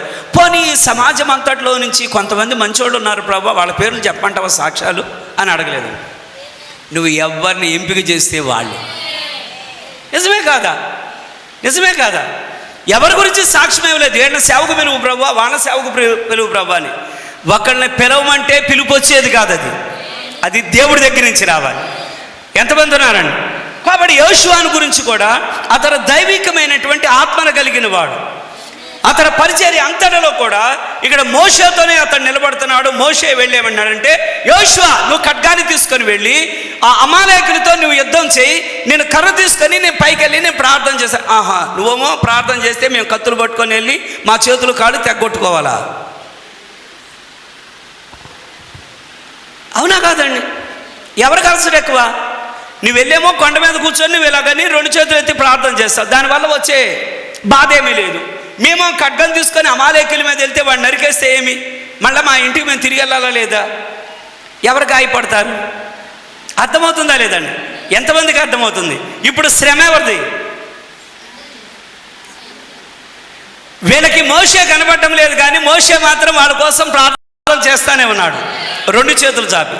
హూరు అహరోన్లు ఇద్దరు కూడా చేతులు పట్టుకున్నారు. అలాంటి సమయంలో ఈ ఖడ్గాన్ని తీసుకొని అమాలేకుల మీదకి వెళ్ళమని చెప్పినప్పుడు యోషువ ఏమన్నారంటే, ఏమనుకోవద్దు, నాకు ఈ మధ్య కొంచెం ఏళ్ళు బెనికిని, ఈసారికి ఎవరో ఒకరిని పంపించండి. దేవుడు సహాయపడగా. అందుకని బైబిల్ ఏం చెప్తుందంటే, యెహోషువ అతను ఆత్మను కలిగిన వాడు కనుక ఈ ఆత్మను కలిగిన వాడు మాత్రమే నీ తర్వాత ఈ యొక్క విశ్వాసాన్ని నడిపించడానికి అతను తగినవాడు గనక అతని మీద నీ చేతులు ఉంచుము. నీ ఘనతలో నుంచి అన్నది అతని మీద నీ చేతులు ఉంచుము. మరొక కార్యాన్ని చూద్దాం. మరొక కార్యాన్ని దానియేలు గ్రంథము 10వ అధ్యాయం 11వ వచనమండి. హనోకులోంచి సాక్ష్యం, నోవాహులోంచి సాక్ష్యం, అబ్రహాములోంచి సాక్ష్యం, మోషేలోంచి సాక్ష్యం, కాలేబులోంచి సాక్ష్యం, యోషువలోంచి సాక్ష్యం, దానియేలులోంచి సాక్ష్యం.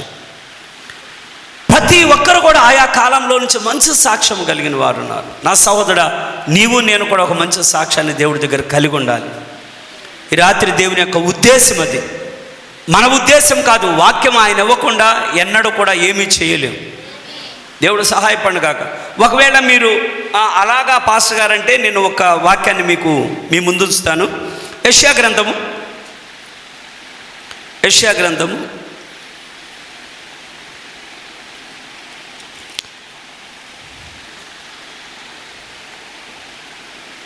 28వ అధ్యాయము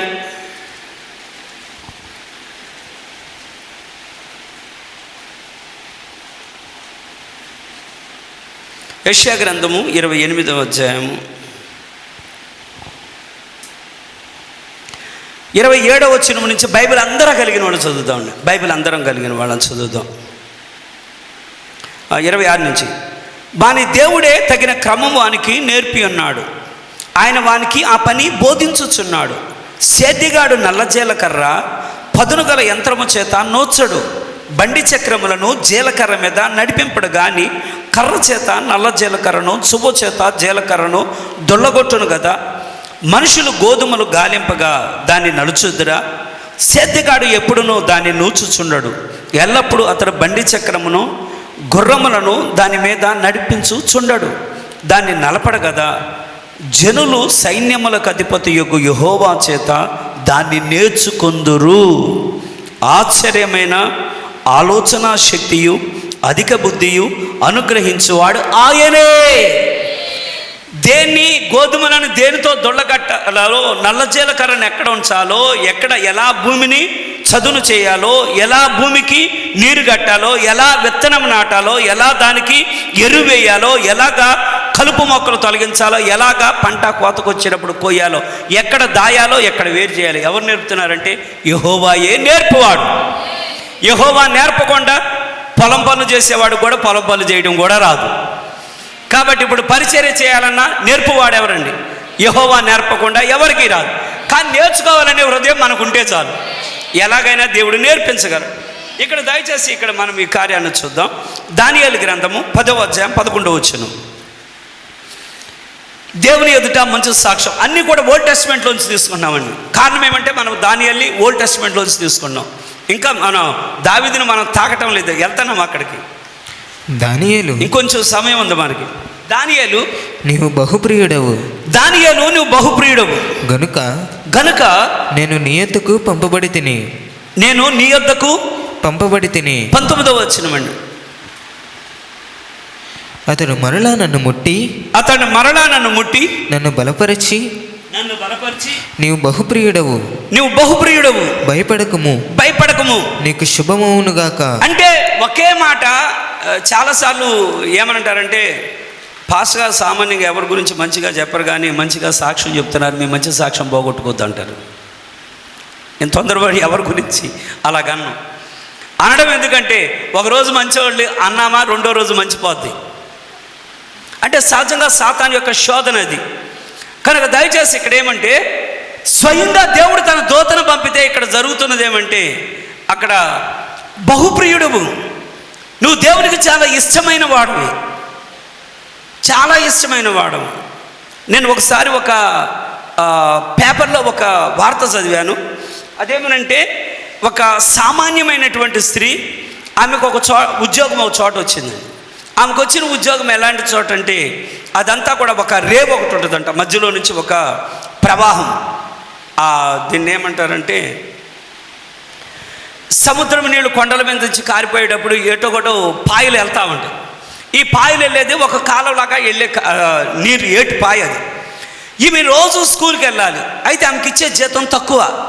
ఈమెకి ప్రమోషన్ రావాలి. ప్రమోషన్ కోసం ఏంటంటే నాకు ఇంకా పిల్లలు ఉన్నారు, నా పిల్లల్ని పెంచుకోవాలంటే నేను ఏదేమైనా బాగా కష్టపడాలని. మళ్ళా ఈమె కనుక అవతలకి వెళ్ళి స్కూల్కి చెప్పబోతే అక్కడ ఎవరో రావండి. అందుకోసం ఆమె ఏం చేసేదంటే ఈ ఏరుని దాటుకొని అవతలకి వెళ్ళాలి. దాటుకొని వెళ్ళడానికి ఏం చేసేదంటే 2 చీరలు పెట్టుకునేదంట. ఒక చీరేమో సంచిలో పెట్టుకునేది, ఇంకో చీరేమో ఆమె తొడుక్కునేది. ఇలాగే ఆమె పిల్లలకు చెప్పాల్సిన స్కూల్ బుక్స్ అన్నీ ఇలా నెత్తిమే పెట్టుకునేదాన్ని. ఈ నెత్తిమే పెట్టుకొని ఈ ఏట్లో ఇలాగ నడుచుకుంటా ఇట్లా ఒక్కోసారి ప్రవాహం కొట్టేస్తాను. ఈ ఏట్లో నుంచి ఇలా నడుచుకుంటా అవతలకి వెళ్ళాక మళ్ళా ఏదన్నా పొదల దగ్గరికి వెళ్ళిపోయి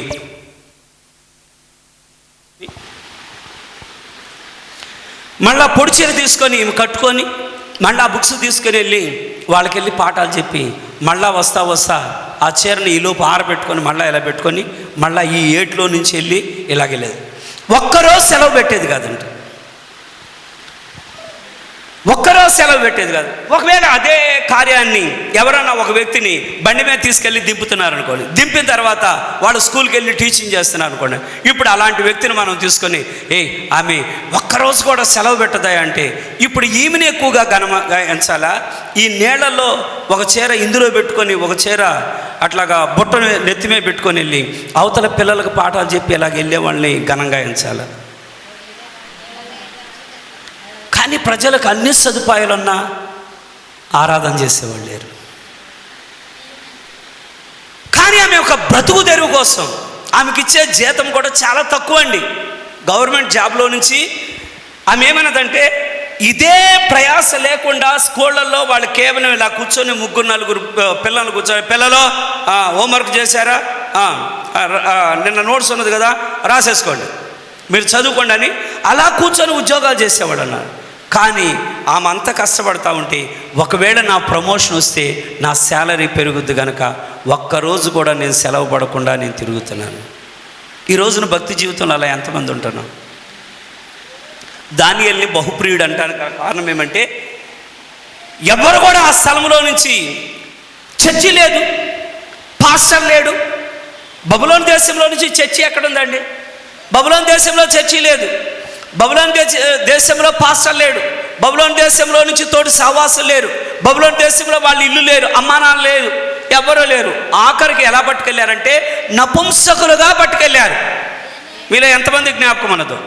హిజ్కియాతో దేవుడు చెప్పింది ఏమంటే నువ్వు చేసిన తప్పిదాన్ని బట్టి నీ పిల్లల్ని నపుంసకులుగా తీసుకుని వెళ్తారన్నారు. అవునా కాదా? మరి ఆ స్థలంలోనికి వీళ్ళు ఎలాగెళ్ళారు?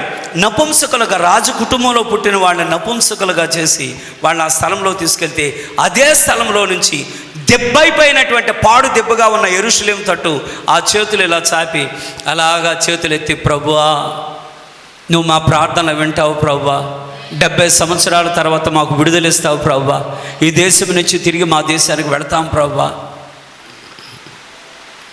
ఏ రోజైనా అతను ఆగాడా? ఏ రోజైనా అతను ఆపాడా? మీరే గమనించండి. మన ప్రార్థనా జీవితాలు చూడండి. నా శరీరం అలసటగా ఉండడం చేత, నాకు ఒంట్లో బాగోకపోవడం చేత, హిందీలో ఒక సామెత చెప్తారు, అది ఎంత కరెక్టో, దిల్ హైతో రాస్తే బహుత్ హై అంటారండి. మనసు కనుక నీకుంటే మార్గాలు అనేకములు ఉంటాయి అంట. కాబట్టి ఇప్పుడు మనసు ఏమైనా కావాలంటే ఎలాగైనా నేను దేవుని ఆరాధన చేయాలి, ఎలాగైనా నేను దేవునికి ప్రార్థన చేయాలి అని మనస్సు అనేది, హృదయం అనేది నీకుంటే నువ్వు ఎలాగైనా చేయొచ్చు. లేదు నువ్వు కారణం చెప్పాలనుకున్నావు అనుకోండి, ఏ రోజుకి ఆ రోజు కారణమే చెప్పగలవు. ఇప్పుడు దానియేలు అక్కడ ఉన్నాడు. ఏం దానియేలు, మరి నువ్వు ఆ విగ్రహాల దగ్గర నిలబడి ప్రవ్వా ఏమనుకోవద్దు ప్రవ్వా, ఇక్కడ నెబుకద్నెజరు చాలా కఠినమైన వాడు కాబట్టి నేను అతను చూసే సమయంలోంచి ఊరికే విగ్రహం దగ్గర ఇలాగా నిలబడి చేతులు చాపుతాను, కానీ నేను నిన్ను మాత్రమే ఆరాధిస్తున్నాను ప్రవ్వా, అలా చెప్పచ్చు అంట. తెలివిగా చెప్పచ్చు అండి. నిజమా కాదండి? నిజమా కాదా? చాలా తెలివిగా చెప్పచ్చు. తలలు నరికేస్తారని తెలిసి కూడా ప్రార్థన మానల, సింహాలకి ఎరగా వేస్తారని కూడా ప్రార్థన మానల. అవునా కాదా? స్టార్టింగ్లోనే యవన ప్రాయంలో ఉండగానే విగ్రహ భోజనం పెడతా ఉంటే నాకు విగ్రహం భోజనం ఎలాగా నిలబడగలిగాడు? ఈ రోజున చాలామంది వింటంటే భయం వేస్తుంది, చర్చిలో వాక్యం విని బయట అన్యుల భోజనాలు ఉంటే వెళ్ళి తినేసి వచ్చేస్తున్నారు, అన్యుల ఫంక్షన్లోకి వెళ్ళి తినేసి వచ్చేస్తారు, భయమే పడతారు. కనుక సహోదరు దయచేసి గమనించండి, దానియేలు నువ్వు బహుప్రియుడు. సాక్ష్యం ఎక్కడికి పోవడం లేదు. దానియేలు నువ్వు బహుప్రియుడివి, నువ్వు బహుప్రియుడివి, నువ్వు బహుప్రియుడివి, బహుప్రియుడు. సాక్ష్యం బాగుందా లేదండి? మనందరికీ తెలిసిన గొప్ప సాక్ష్యం ఇంకొకళ్ళు ఉన్నారు, ఇంకా చాలా చెప్పచ్చు, కానీ యోబుని గురించి సాక్ష్యం మీరే చెప్పండి. దెయ్యానికి దేవుడు సవాల్ ఇస్తున్నాడా లేదా? దేవుని యందు భయభక్తులు కలిగిన వాడు, యథార్థవర్తనుడు, చెడుతనమును అసహించుకున్నవాడు, కాబట్టి అతని వంటి వాడు ఎవడో లేడు. కాబట్టి ప్రవక్త చెప్పేటప్పుడు కూడా భలే చెప్పాడు. భార్య వచ్చి అడిగిందంట, ఏమయ్యా ఎన్ని నీతి పనులు చేశావు, నా పిల్లలకి ఏమి జరగకూడదని ప్రతిరోజు నువ్వు వెళ్ళి బలులు అర్పించావా, విధవరాలంటే ఇలాగుండాలన్నావా, కాబట్టి పనివాళ్ళంటే ఇలాగుండాలన్నావుగా, ఇన్ని చేశావు, నీకేమైంది? ఎంత భక్తి చేశావు, నువ్వేం సంపాదించావు? నా కుడి భుజం రాలిపోవును గాక అన్నావు కదా, ఏమైపోయింది ఇవన్నీ? ఒకవేళ పేదవాళ్ళు కానీ, తల్లిదండ్రులు లేని వారు కానీ, లేకపోతే విధవరాళ్ళు కానీ, వాళ్ళకి ఏమైనా చేస్తే దేవుడు ఆయన చూసే దేవుడు అని నువ్వెంత భయభక్తులు చూపించావే. రోజు నా పిల్లల కోసం నేను బలి అర్పణ చెల్లించావు కదా, మరి నీ పిల్లలు చచ్చిపోయారు కదా, ఏం చేస్తావు?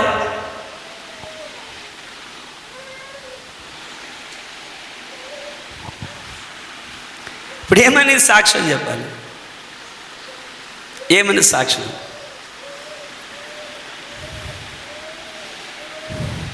సహోదరా, ఒక సాక్ష్యం అనేది లేకుండా నువ్వు దేవుని రాజ్యానికి వెళ్ళలేవు.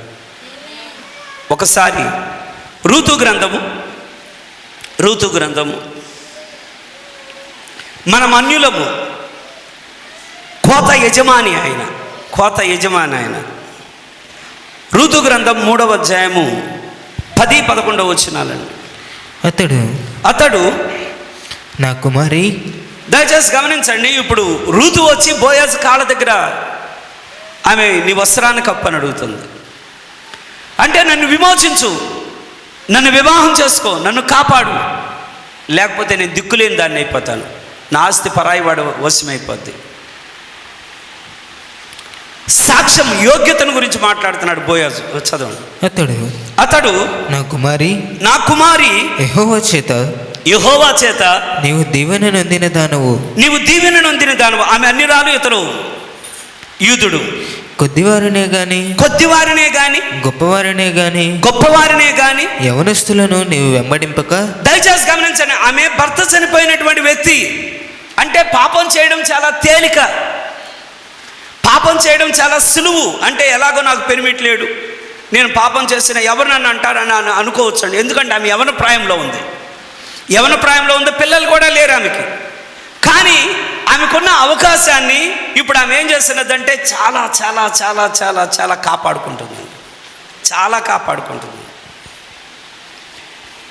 బోయాజు ఇప్పుడు అంటున్నాడు, యోగ్యతల గురించి మాట్లాడుతున్నాడు. నా కుమారి, నీ గురించి చదువు. యెహోవా చేత నీవు దీవెన నొందిన దానవు. కొద్దివారినే గాని గొప్పవారినే గాని యవనస్తులను నీవు వెంబడింపక యుండుట వలన నీ మునుపటి సత్ప్రవర్తన కంటే. దయచేసి గమనించండి, ఒక స్థలంలో అయితే ఒకడు సాక్ష్యం ఇచ్చారు, పాస్టర్ గారండి, పలానా స్త్రీని మీరు గమనించండి, జడ తిప్పుతా మగపిల్లలను కొడతా ఉంది ఒక ఆవిడ. సంఘంలో సాక్ష్యం అది. పాస్టర్ గారిని మీరు ఆమెతో చెప్పండి అని. నేను చెప్పను.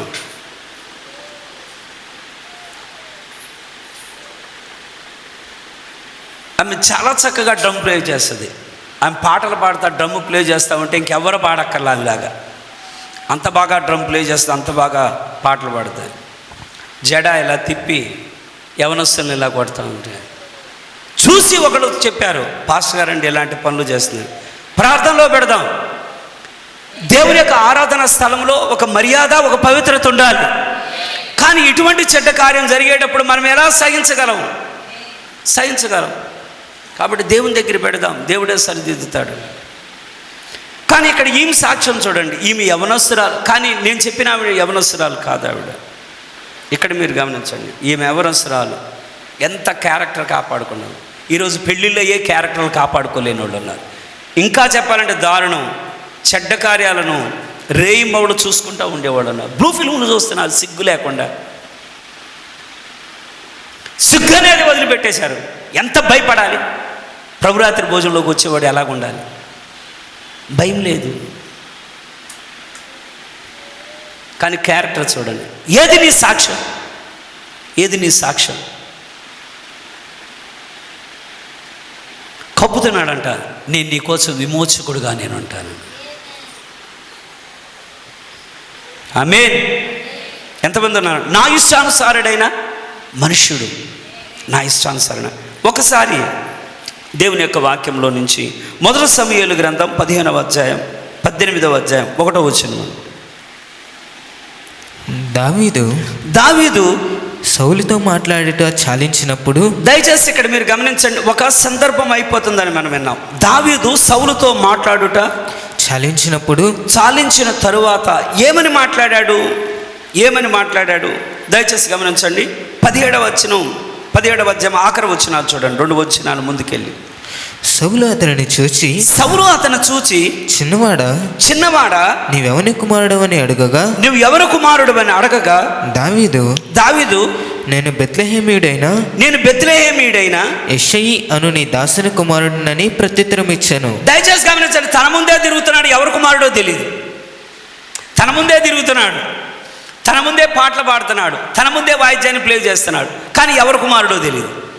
అబ్నేర్ని పిలిచి అడుగుతున్నాడు, అబ్నేరు ఆ చిన్నవాడు ఎవరు కుమారుడను? ఏమో నా ఏలినవాడు, నాకు తెలియదు అన్నాడు. నాకు కూడా తెలియదు అతను ఎవరు వాడు. కారణం ఏమంటే అబ్నేరేమో యుద్ధాలకు వెళ్ళి బయటికి వెళ్ళి వచ్చేవాడు. ఇక్కడ సౌలేమో ఇతను పీడించబడేటప్పుడల్లా కూడా అతను పాటలు పాడుతూ ఉన్నాడు. కాబట్టి వాయిద్యాన్ని అతను వీణ మీడుతూ ఉన్నాడు. ఎవరు కుమారుడు ఇతను? ఎంత మర్యాదగా మాట్లాడుతున్నాడంటే, నా ఏలినవాడ నీ దాసుడైన యెషయి యొక్క కుమారుడిని నేనంటున్నాను, కుమారుడని. కానీ దావీదు సౌలుతో మాట్లాడేటప్పుడు సౌలు యొక్క హృదయం దావీదు యొక్క హృదయం మ్యాచ్ అవ్వడం లేదండి. ఎందుకని మ్యాచ్ అవ్వడం లేదు? 2 వచనాల్లో ఉన్న వ్యత్యాసాన్ని మీరు గమనించండి. మళ్ళా 18:1 అండి. దావీదు సౌలుతో మాట్లాడుట చాలించినప్పుడు యోనాతాను హృదయము దావీదు హృదయముతో కలిసిపోయాను. ఎందుకని దావీదు హృదయం యోనాతాను హృదయం మాత్రమే కలిసింది, మిగతా వాళ్ళ హృదయం ఎందుకు కలవట్లా? మిగతా వాళ్ళు కాదు, సౌలుతో ఎందుకని కలవడం లేదు? దయచేసి దీనికి 3 విషయాలు మీరు గమనించండి. నేను దాన్ని సోల్ అన్న దగ్గర దాని లోపల చూశాను. మొదటిది ఏమనంటే, ఇంకొంచెం దీనిలో నుంచి అర్థాన్ని చూద్దాం. మొట్టమొదట తన తండ్రి అయిన దేవునికి ఇతడు ఒక విధేయుడు. దావీదు యొక్క క్యారెక్టర్ మీరు గమనించండి. మొట్టమొదట నేను ఒకసారి చదివాను మెసేజ్ బుక్స్లో నుంచి, ఫ్యామిలీ ప్రేయర్లో కూర్చున్నప్పుడు అతను ఫ్యామిలీ ప్రేయర్లో కూర్చునేవాడండి. కుటుంబంగా చేరి ప్రార్థించేటప్పుడు ఆ కుటుంబ ప్రార్థనలో ఉండేవాడు. అంటే కుటుంబ ప్రార్థన యొక్క ప్రాముఖ్యతను గురించి ప్రవక్త చాలా వివరంగా చెప్తాడు. ఈ రోజున కుటుంబ ప్రార్థనలు అంటే ఎంతమంది కూర్చోవడానికి ఇష్టపడేవాళ్ళు ఉన్నారు? పిల్లలు ఒకవేళ 2-3 ఉన్నారనుకోండి, 2 కూర్చోండి మనం కుటుంబ ప్రార్థన చేద్దామంటే ఎంతమంది కూర్చునే వాళ్ళు ఉంటారు? నేను చాలా చోట్ల విన్నాను. మా కుటుంబంలో కుటుంబ ప్రార్థనలు లేవు పాస్టర్ గారు, కుటుంబ ప్రార్థనలే లేవు పాస్టర్ గారు. తినటం పరిగెత్తడమే, పనుల కోసం పరిగెత్తడం, తినటం పడుకోవడం అయిపోతుంది, పొద్దున్నే లేవడం పరిగెత్తడం అయిపోతుంది. మరి ఎలాగా దేవుని యొక్క సన్నిధి మన మధ్యలోకి వస్తుంది? దేవుని యొక్క పరలోకపు సన్నిధి మన మధ్యలోనికి ఎలా వస్తుందండి? దావీదులో నుంచి మీరు గమనించండి. మొట్టమొదట దావీదు తన తండ్రి అయిన దేవునికి విధేయుడు. ఆమేన్. రెండవది తన భౌతిక తండ్రి అయిన యెషయాకి విధేయుడు. ఒక వ్యక్తి దేవుడికి విధేయత చూపించకుండా ఎన్నడూ కూడా తన సొంత తండ్రికి తల్లికి విధేయుడు కాలేడు. నిజమా బ్రదర్ అంటే నిజమే. నేనే మీకు బైబిల్లో నుంచి మీ ఎదుట రుజువు ఉంచుతాను, మీరు దయచేసి చూడండి. మొదటి సమూయేలు గ్రంథం 17వ అధ్యాయము, మొదటి సమూయేలు గ్రంథం 17వ అధ్యాయం 17-18 వచనాలండి. ఏ వ్యక్తినైనా మనం గమనించండి, ఒక తండ్రిని గౌరవించాలన్నా, తల్లిని గౌరవించాలన్నా, దేవుణ్ణి గౌరవించిన వాళ్ళు తండ్రిని వాళ్ళు గౌరవించలేరండి. యెషయి తన కుమారుడైన దావీదును పిలిచి నీ సహోదరుల కొరకు వేయించిన ఈ గోధుమలను ఒక తూమెడును ఈ 10 రొట్టెలను తీసుకొని దండులోనున్న నీ సహోదరుల దగ్గరకు త్వరగా పొమ్ము. నీ సహోదరుల యొద్దకు త్వరగా పొమ్ము. మీలో ఎంతమందికి జ్ఞాపకం ఉన్నదో, యెషయికి ఎంతమంది కుమారులండి? అమ్మ ఎంతమంది జ్ఞాపకం ఉన్నది? యెషయికి ఎంతమంది కుమారులు? 8 మంది కదా. మిలిటరీలో ఎంతమంది ఉన్నారండి? మిలిటరీలో ఎంతమంది ఉన్నారు అంటే పోలీస్ జాబ్లో ఉన్నారు. కాబట్టి ఎలియాబు, అబీనాదాబు, షమ్మా ఈ ముగ్గురు కూడా పోలీస్ డిపార్ట్మెంట్లో ఉన్నారు. అంటే అక్కడ సౌలు యొక్క రాజ్యంలో నుంచి సెక్యూరిటీ విభాగంలో ఈ ముగ్గురు కూడా సైన్యంలో సైనికులు వీళ్ళు. అయితే ముగ్గురు ఇక్కడ పోతే ఇంకెంతమంది ఉండాలండి? 5 ఉండాలి కదా. కాబట్టి 8లో నుంచి ముగ్గురు తీసేసి ఎంతమంది? 5. మరి మిగిలినటువంటి వాళ్ళు ఏమయ్యారు? ఆఖరోణ్ణి పట్టుకొని, గొర్రెలు కాసేవాడిని తీసుకొని, మీ అన్నలైనటువంటి సహోదరులు వాళ్ళు క్షేమంగా, నేను వివరం చదివాను, వాళ్ళు క్షేమంగా ఉన్నారో లేదో, యుద్ధం జరుగుతూ ఉన్నది, వాళ్ళ యోగక్షేమాలు కనుక్కో, వాక్యానుసారంగా నిలబడుతున్నారో లేదో అది కూడా కనుక్కో అని ఇప్పుడేమన్నాడంటే, నువ్వేం చేయాలంటే ఈ జున్నును, ఈ రొట్టెను, వీటిని తీసుకొని వెళ్ళాలంటే ఇతను వెంటనే ఏం చెప్పాలంటే, ఏమనుకోవద్దు,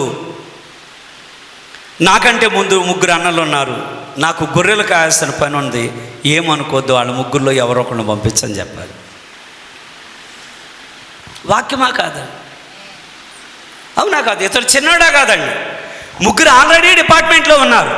3 అక్కడ ఉంటే ఇంకెంతమంది ఉండాలండి? 4 ఉండాలి. ఇప్పుడు ఇతను ఆఖరోడు కదా. మరి మిగతా వాళ్ళు వదిలిపెట్టి ఆఖరోడిని పంపించేటప్పుడు ఏమనాలి? మరి ఆ మిగిలిన వాళ్ళు ఎక్కడికి వెళ్ళిపోయారు? ఆ 4 ఎక్కడికి వెళ్ళిపోయారు? ఎందుకని వాళ్ళకి బాధ్యతలు అప్పచెప్పడం లేదు? దావీదులో నుంచి మీరు గమనించండి, ఒక వ్యక్తి దీవించబడేటువంటి విధానం ఎక్కడ ఉంటుందంటే, మొదట అతడు దేవుడికి విధేయుడు, రెండవది తండ్రికి విధేయుడు. తండ్రి ఆ మాట చెప్పగానే, అది ఆజ్ఞ అని రాయబడ్డది, తండ్రి ఆ మాట చెప్పగానే సరే అలాగే నేను వెళ్తానన్నాడు. కానీ అలాగెందుకు, మరి నాకు గొర్రెలు ఉన్నాయి, చాలా పనులు ఉన్నాయి కాబట్టి మరి ఆ 3లో నుంచి ఎవరో ఒకరిని పంపించవచ్చు కదా అని సలహా ఇవ్వలేదంట. అతను వెంటనే తన తండ్రి చెప్పినట్టుగా పొద్దున్నే లేచి ఒక వ్యక్తికి ఈ గొర్రెలను కాచుకొని ఉండు, నా తండ్రి అక్కడికి వెళ్ళమని చెప్పాడు, నేను అక్కడికి వెళ్తున్నాను. అక్కడికి వెళ్ళాడు. 3 విధాలుగా చూడండి. 1 పరలోకపు తండ్రికి దావీదు విధేయుడు, రెండవది తన భౌతికమైన తండ్రికి విధేయుడు, మూడవది సౌలుకు కూడా విధేయుడు. ఏంటి సౌలుకు కూడా విధేయుడా అంటే, దేవుడు ఎలా ఉంచారంటే కాబోయే రాజుగారిని సామాగ్రి మోసేవాళ్ళగా మార్చాడు. ఒకేసారి దేవుడు అన్నాడు పైకెత్తాడు. వాక్యమా కాదా? మీరే బైబిల్ నుంచి చూడొచ్చు.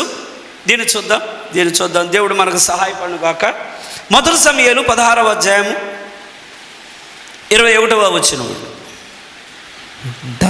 దావీదు సౌలు దగ్గరకు వచ్చి అతని ఎదుట నిలవబడగా అతని యందు సౌలునకు బహు ఇష్టము పుట్టెను.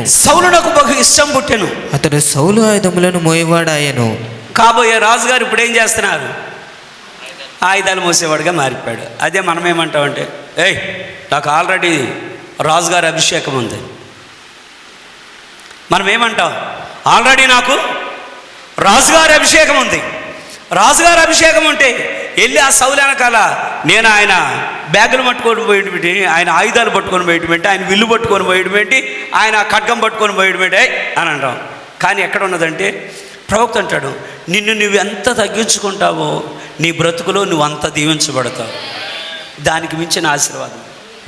నిన్ను నీవు ఎంత తగ్గించుకుంటావో, ఎంత తగ్గించుకోవడానికి ఇష్టపడతావు, నిన్ను దేవుడు ఏ స్థానంలో ఉంచితే ఆ స్థానంలో నీవు ఉంటావో నేనుంటాను.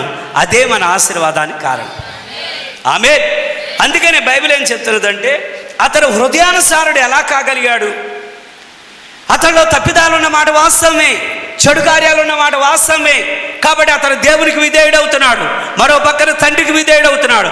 మూడవదిగా అతడు ఎక్కడైతే ఉద్యోగానికి వెళ్ళాడో ఆ ఉద్యోగానికి వెళ్ళిన స్థలంలో నుంచి అతడు విధేయుడవుతున్నాడు. నిజమా కాదా? నిజమా కాదా? ఇంకొంచెం వెళదాం. ఇప్పుడు సాక్ష్యం ఇస్తున్నాడు. ఏమని? యుద్ధం జరుగుతూ ఉన్నది కాబట్టి తండ్రి ఏమో గాడిద మీద ఆ జున్ను అవి పంపించిన వాటిని ఇవ్వడానికి వచ్చి ఇప్పుడు సౌలు దగ్గరకు వచ్చాడు. రాజా, అక్కడ యుద్ధరంగంలో నుంచి ఆ కేకలు వేసేటువంటి ఆ డంబాల కోరువాడు, ఎందుకంటే డంబాలు చెప్పుకుంటున్నాడంట గొలియాతు, ఆ డంబాల కోరువాడు ఇశ్రాయేలు దేవుని దూషిస్తున్నాడు. కాబట్టి నువ్వు కనుక నన్ను పంపించినట్లయితే నేను వెళ్ళి వాని చేతిలో నుంచి నేను కాపాడుతానన్నా. వాడు చిన్నప్పటి నుంచి యుద్ధం నేర్చుకున్నవాడయ్యా. మేమందరం ఎందుకు కూర్చున్నాం ఇక్కడ? ఎల్లలేక ఇక్కడ కూర్చున్నాను. మీరు ఎల్లలేక కూర్చున్నారు. కానీ రాజా, దేవుడు నన్ను సింహం యొక్క నోటిలో నుంచి గొర్రె పిల్లలు కాపాడినట్లుగా దేవుడు విడిపించాడన్నాడు. అలాగా ఎలుగుబంటి యొక్క నోటిలో నుంచి కూడా నేను గొర్రెల పిల్లని విడిపించేటట్లుగా దేవుడు కాపాడాను. ఆమేన్. ప్రవక్త అంటున్నాడు, ఈరోజు నువ్వు చెప్పాలన్నా, దేవుడు నన్ను లోకంలో నుంచి విడిపించాడు, దేవుడు నన్ను పాపంలో నుంచి విడిపించాడు, దేవుడు నన్ను రోగంలో నుంచి విడిపించాడు. ఎదురుగా ఉన్న ఈ ఇబ్బంది అది ఏ పాటిది? దేవుడు దానిలో నుంచి కూడా నన్ను విడిపించగలడు. కానీ ఇలా సంఘం చెప్పలేని స్థితిలో మనం ఉన్నామంట. దావీదేమంటున్నాడంటే, విడిపించాడు, సింహం నోట్లో నుంచి విడిపించాడు, ఎలుగుబంటి నోట్లో నుంచి విడిపించాడు, కాబట్టి వాని నోట్లో నుంచి కూడా దేవుడు విడిపించునండి. ఆయన అంటున్నాడు, లోకంలో నుంచి విడిపించినట్లయితే, పాపంలో నుంచి విడిపించినట్లయితే, విగ్రహారాధనలో నుంచి విడిపించినట్లయితే, రోగంలో నుంచి విడిపించగలడు, బలహీనతలో నుంచి విడిపించగలడు, నీ వ్యాధుల్లో నుంచి విడిపించగలడు, నీ ప్రతి పోరాటంలో నుంచి దేవుడు నిన్ను విడిపించగలడు. అయితే దావీదులో ఉన్న అనిశ్చయత ఈరోజు సంఘంలో ఉన్న ప్రతి విశ్వాసంలో రావాలి. అవును, దేవుడు విడిపించగలడు. కానీ మనం ఆ మాట అనలేకపోతున్నాం.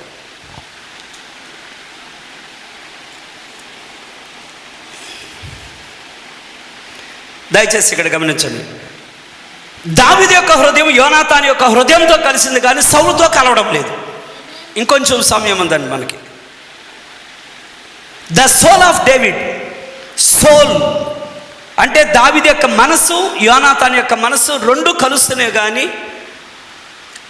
ఇద్దరిది కలుస్తుంది, కానీ సౌలుతో కలవడం లేదు. సౌలుకి ఏం కావాలంటే ఆయుధాలు మోసేవాడు కావాలి, ఇతనికి దెయ్యం పట్టినప్పుడల్లా కూడా పాటలు పాడేవాడు కావాలి, ఆ వీణ మీటేవాడు కావాలి. ఇలా కావాలి, కానీ నిజంగా హృదయపూర్వకంగా దావీదును ప్రేమించలేకపోతున్నాడు. బైబిల్ ఏం చెప్తుందంటే, దావీదు యొక్క మనస్సు అంటే దావీదు యొక్క పనితీరు అంటే యోనాతానికి నచ్చింది. దావీదు యొక్క పనితీరు యోనాతానికి నచ్చింది. రెండవది దావీదు యొక్క సంకల్పం యొక్క పనితీరు. దీన్ని ఏమంటారంటే ద విల్, అంటే దావీదులో ఉన్న కోరిక ఎటువంటిదో యోనాతానికి నచ్చిందంట. మూడవది దావీదు యొక్క వ్యక్తిత్వం యొక్క పనితీరు, అంటే ద క్యారెక్టర్. ఈ మూడు మీరు గమనించండి. దావీదు మనసు యొక్క పనితీరు యోనాతానికి నచ్చింది. దావీదు యొక్క సంకల్పం యొక్క పనితీరు యోనాతానికి నచ్చింది. దావీదు యొక్క వ్యక్తిత్వం యొక్క పనితీరు యోనాతానికి నచ్చింది. అందుకని యోనాతాన్ ఏమంటే దావీదును చూడగానే వెంటనే, నేను గడిచిన వారం శుక్రవారం కూడా అందుకే అన్నా, దావీదు పాటలు పాడుతున్నాడని కాదు, మంచిదే, పాటలు రాయగలడు, దాన్ని బట్టి ఆయుధాలు ఇవ్వాల. అతడు ఏం కోరుకున్నాడంటే క్యారెక్టర్ చూశాడంట. ఈరోజు నీలో నాలోంచి కావాల్సిందంటే క్యారెక్టర్ కాదు. గుణం లేని బహుమానాలు నుండి ప్రయోజనం. వెంటనే అతడు అంటున్నాడు, తీసుకొని వచ్చి అతడితో నిబంధన చేసుకున్నాడంట, నీవు నేను ఇక ఒక సహోదర ఐక్యతను మనం కలిగి ఉందామని.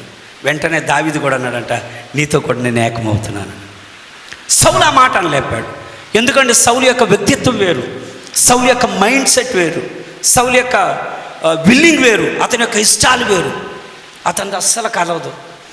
అదే కాకుండా ఇక్కడ అద్భుతమైన ఒక కార్యం చూద్దామండి. యోనాతాన్ ఏం చేస్తున్నాడంటే, ఏమేమి ఇచ్చాడండి?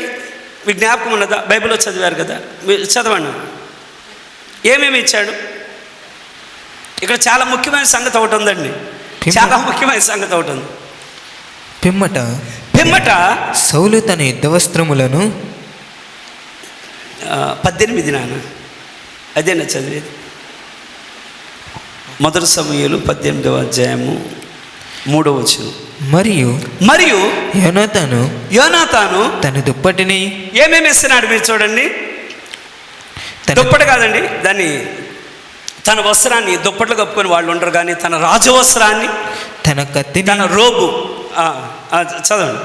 తన దుప్పటిని, తన కత్తిని, తన విల్లును నడికట్టును తీసి దావీదునకు ఇచ్చాను. ఇక్కడ మీరు చాలా జాగ్రత్తగా గమనించండి. ఒకవేళ మనం అనుకుందాం ఇవన్నీ తీసుకొచ్చేయమన్నాడంటే, ఎప్పుడైతే దావీదుకి యోనాతాను కలిసిందో ఇవన్నీ తీసుకొచ్చి దావీదు అన్నాడు.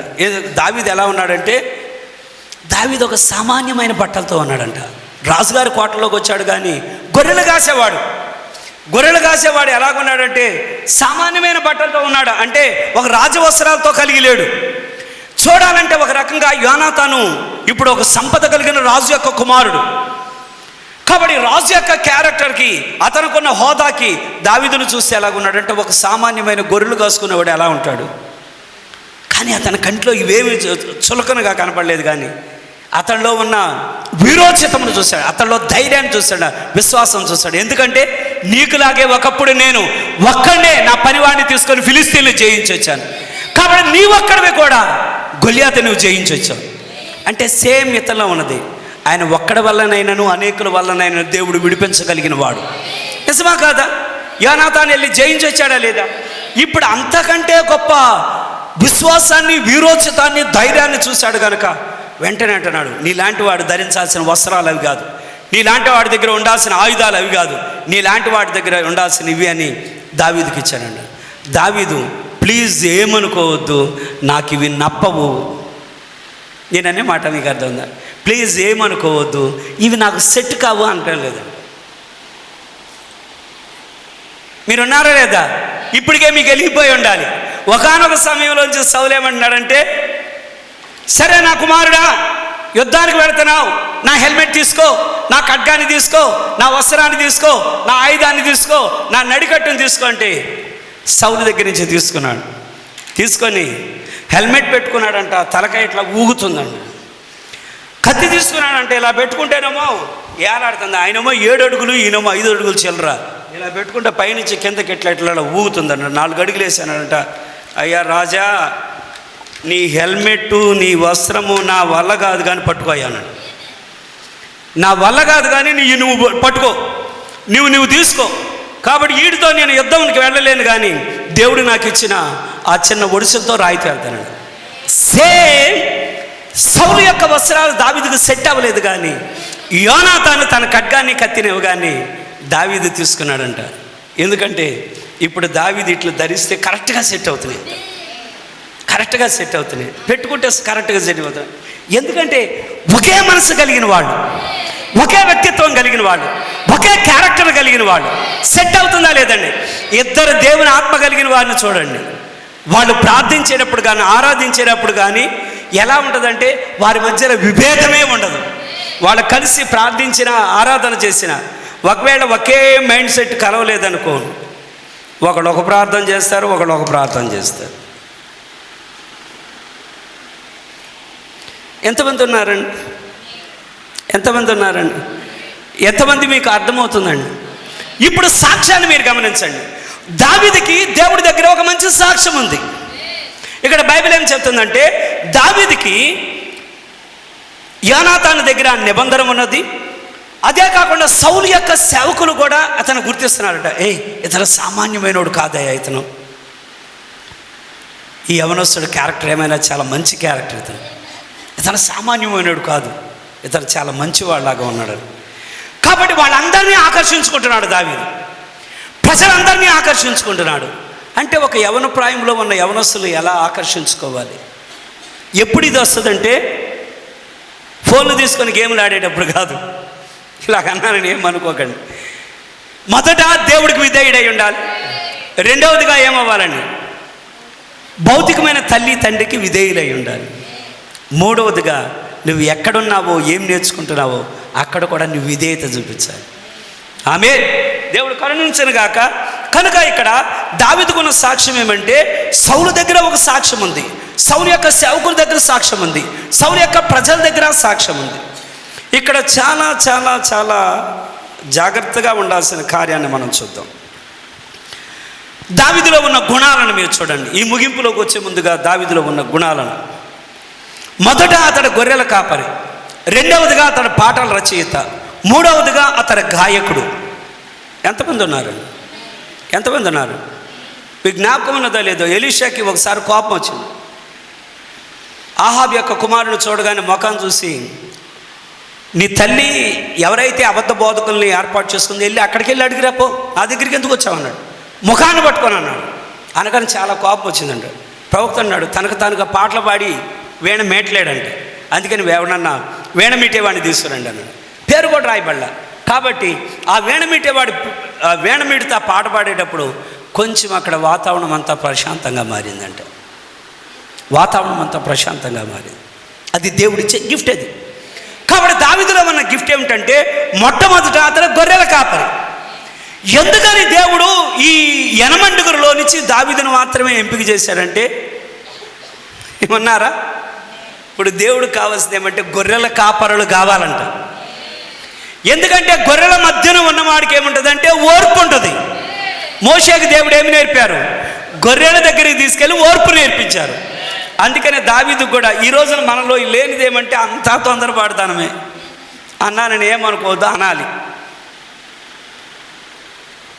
అంతా తొందరపడతానమే.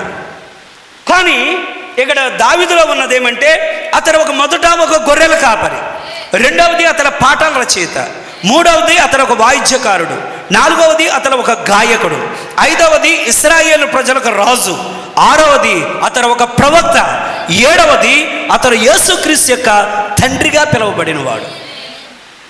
ఎవరికి తండ్రి అండి? యేసుక్రీస్తుకే. దావీదు కుమారుడా, దావీదు కుమారుడా, మమ్మల్ని దాటెళ్ళొద్దు, ఓ దావీదు కుమారుడా. వారు కేకలు పెట్టారు లేదా? ఏమని పిలిచారు? యోసేపు కుమారుడా అని పిలవలేదు, ఓ మరియ కుమారుడా అని పిలవలేదు, దావీదు కుమారుడా. ఆమేన్, ఆమేన్, ఆమేన్. దేవుడు సహాయపడు గాక. అయితే ఇప్పుడు మీరు గమనించండి, దావీదు గురించి యేసు ప్రభు మాట్లాడుతున్నారు. దావీదు గురించి యేసు ప్రభు మాట్లాడుతున్నారు. ఎవరికైనా తెలుసా దావీదు గురించి యేసు ప్రభు మాట్లాడిన సందర్భం? దయచేసి మనం చూద్దాం. మత్తయి సువార్త. నేను ఇక్కడ చాలా మంచి సంగతులు పంచుకోవాలి, అయితే టైం అయిపోతూ ఉంది. మత్తయి సువార్త 12వ అధ్యాయము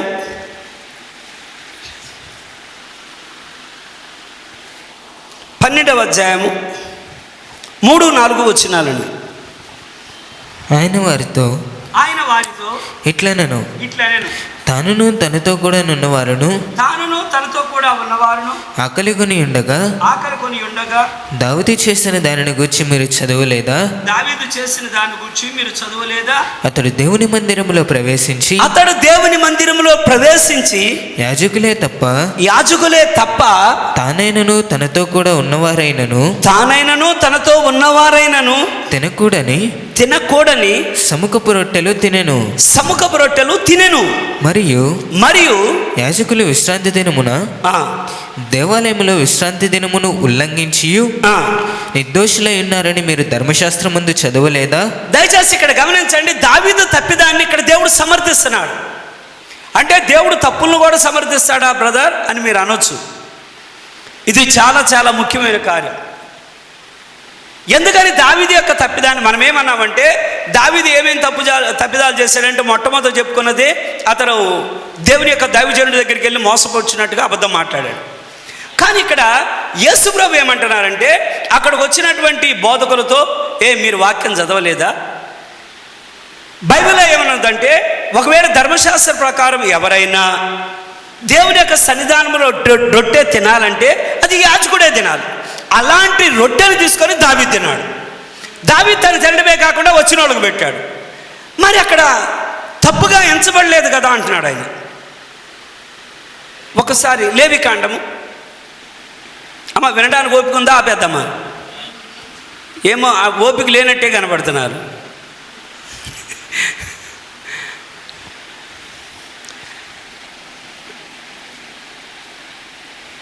ఎంతమంది ఉన్నారు?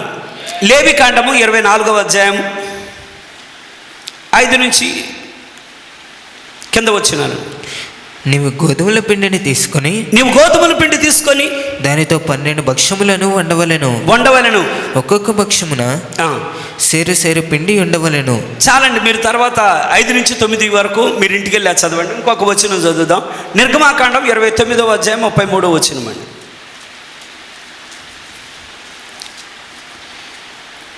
వారిని ప్రతిష్ఠ చేయుటకును వారిని పరిశుద్ధపరచుటకును వేటి వలన ప్రాయశ్చిత్తము చేయబడను. వాటిని వారు తినవలెను. అవి పరిశుద్ధమైనవి గనుక అన్యుడు వాటిని తినకూడదు. గమనించండి, దేవుని యొక్క సన్నిధానంలో ఉన్న రొట్టెను బయట తినకూడదు. కానీ యేసుప్రభు ఏమంటున్నారంటే, దావీదు తిన్నాడు కదా, దావీదు తిన్నా మరి ఎందుకని దేవుడు ఏమనలేదని అడుగుతున్నాడు. వాళ్ళకేం అర్థం కావడం లేదు. బైబిల్ ఏం చెప్తుందంటే, పాత నిబంధన ప్రకారం ఇది దేవుని మందిరం అనుకోండి.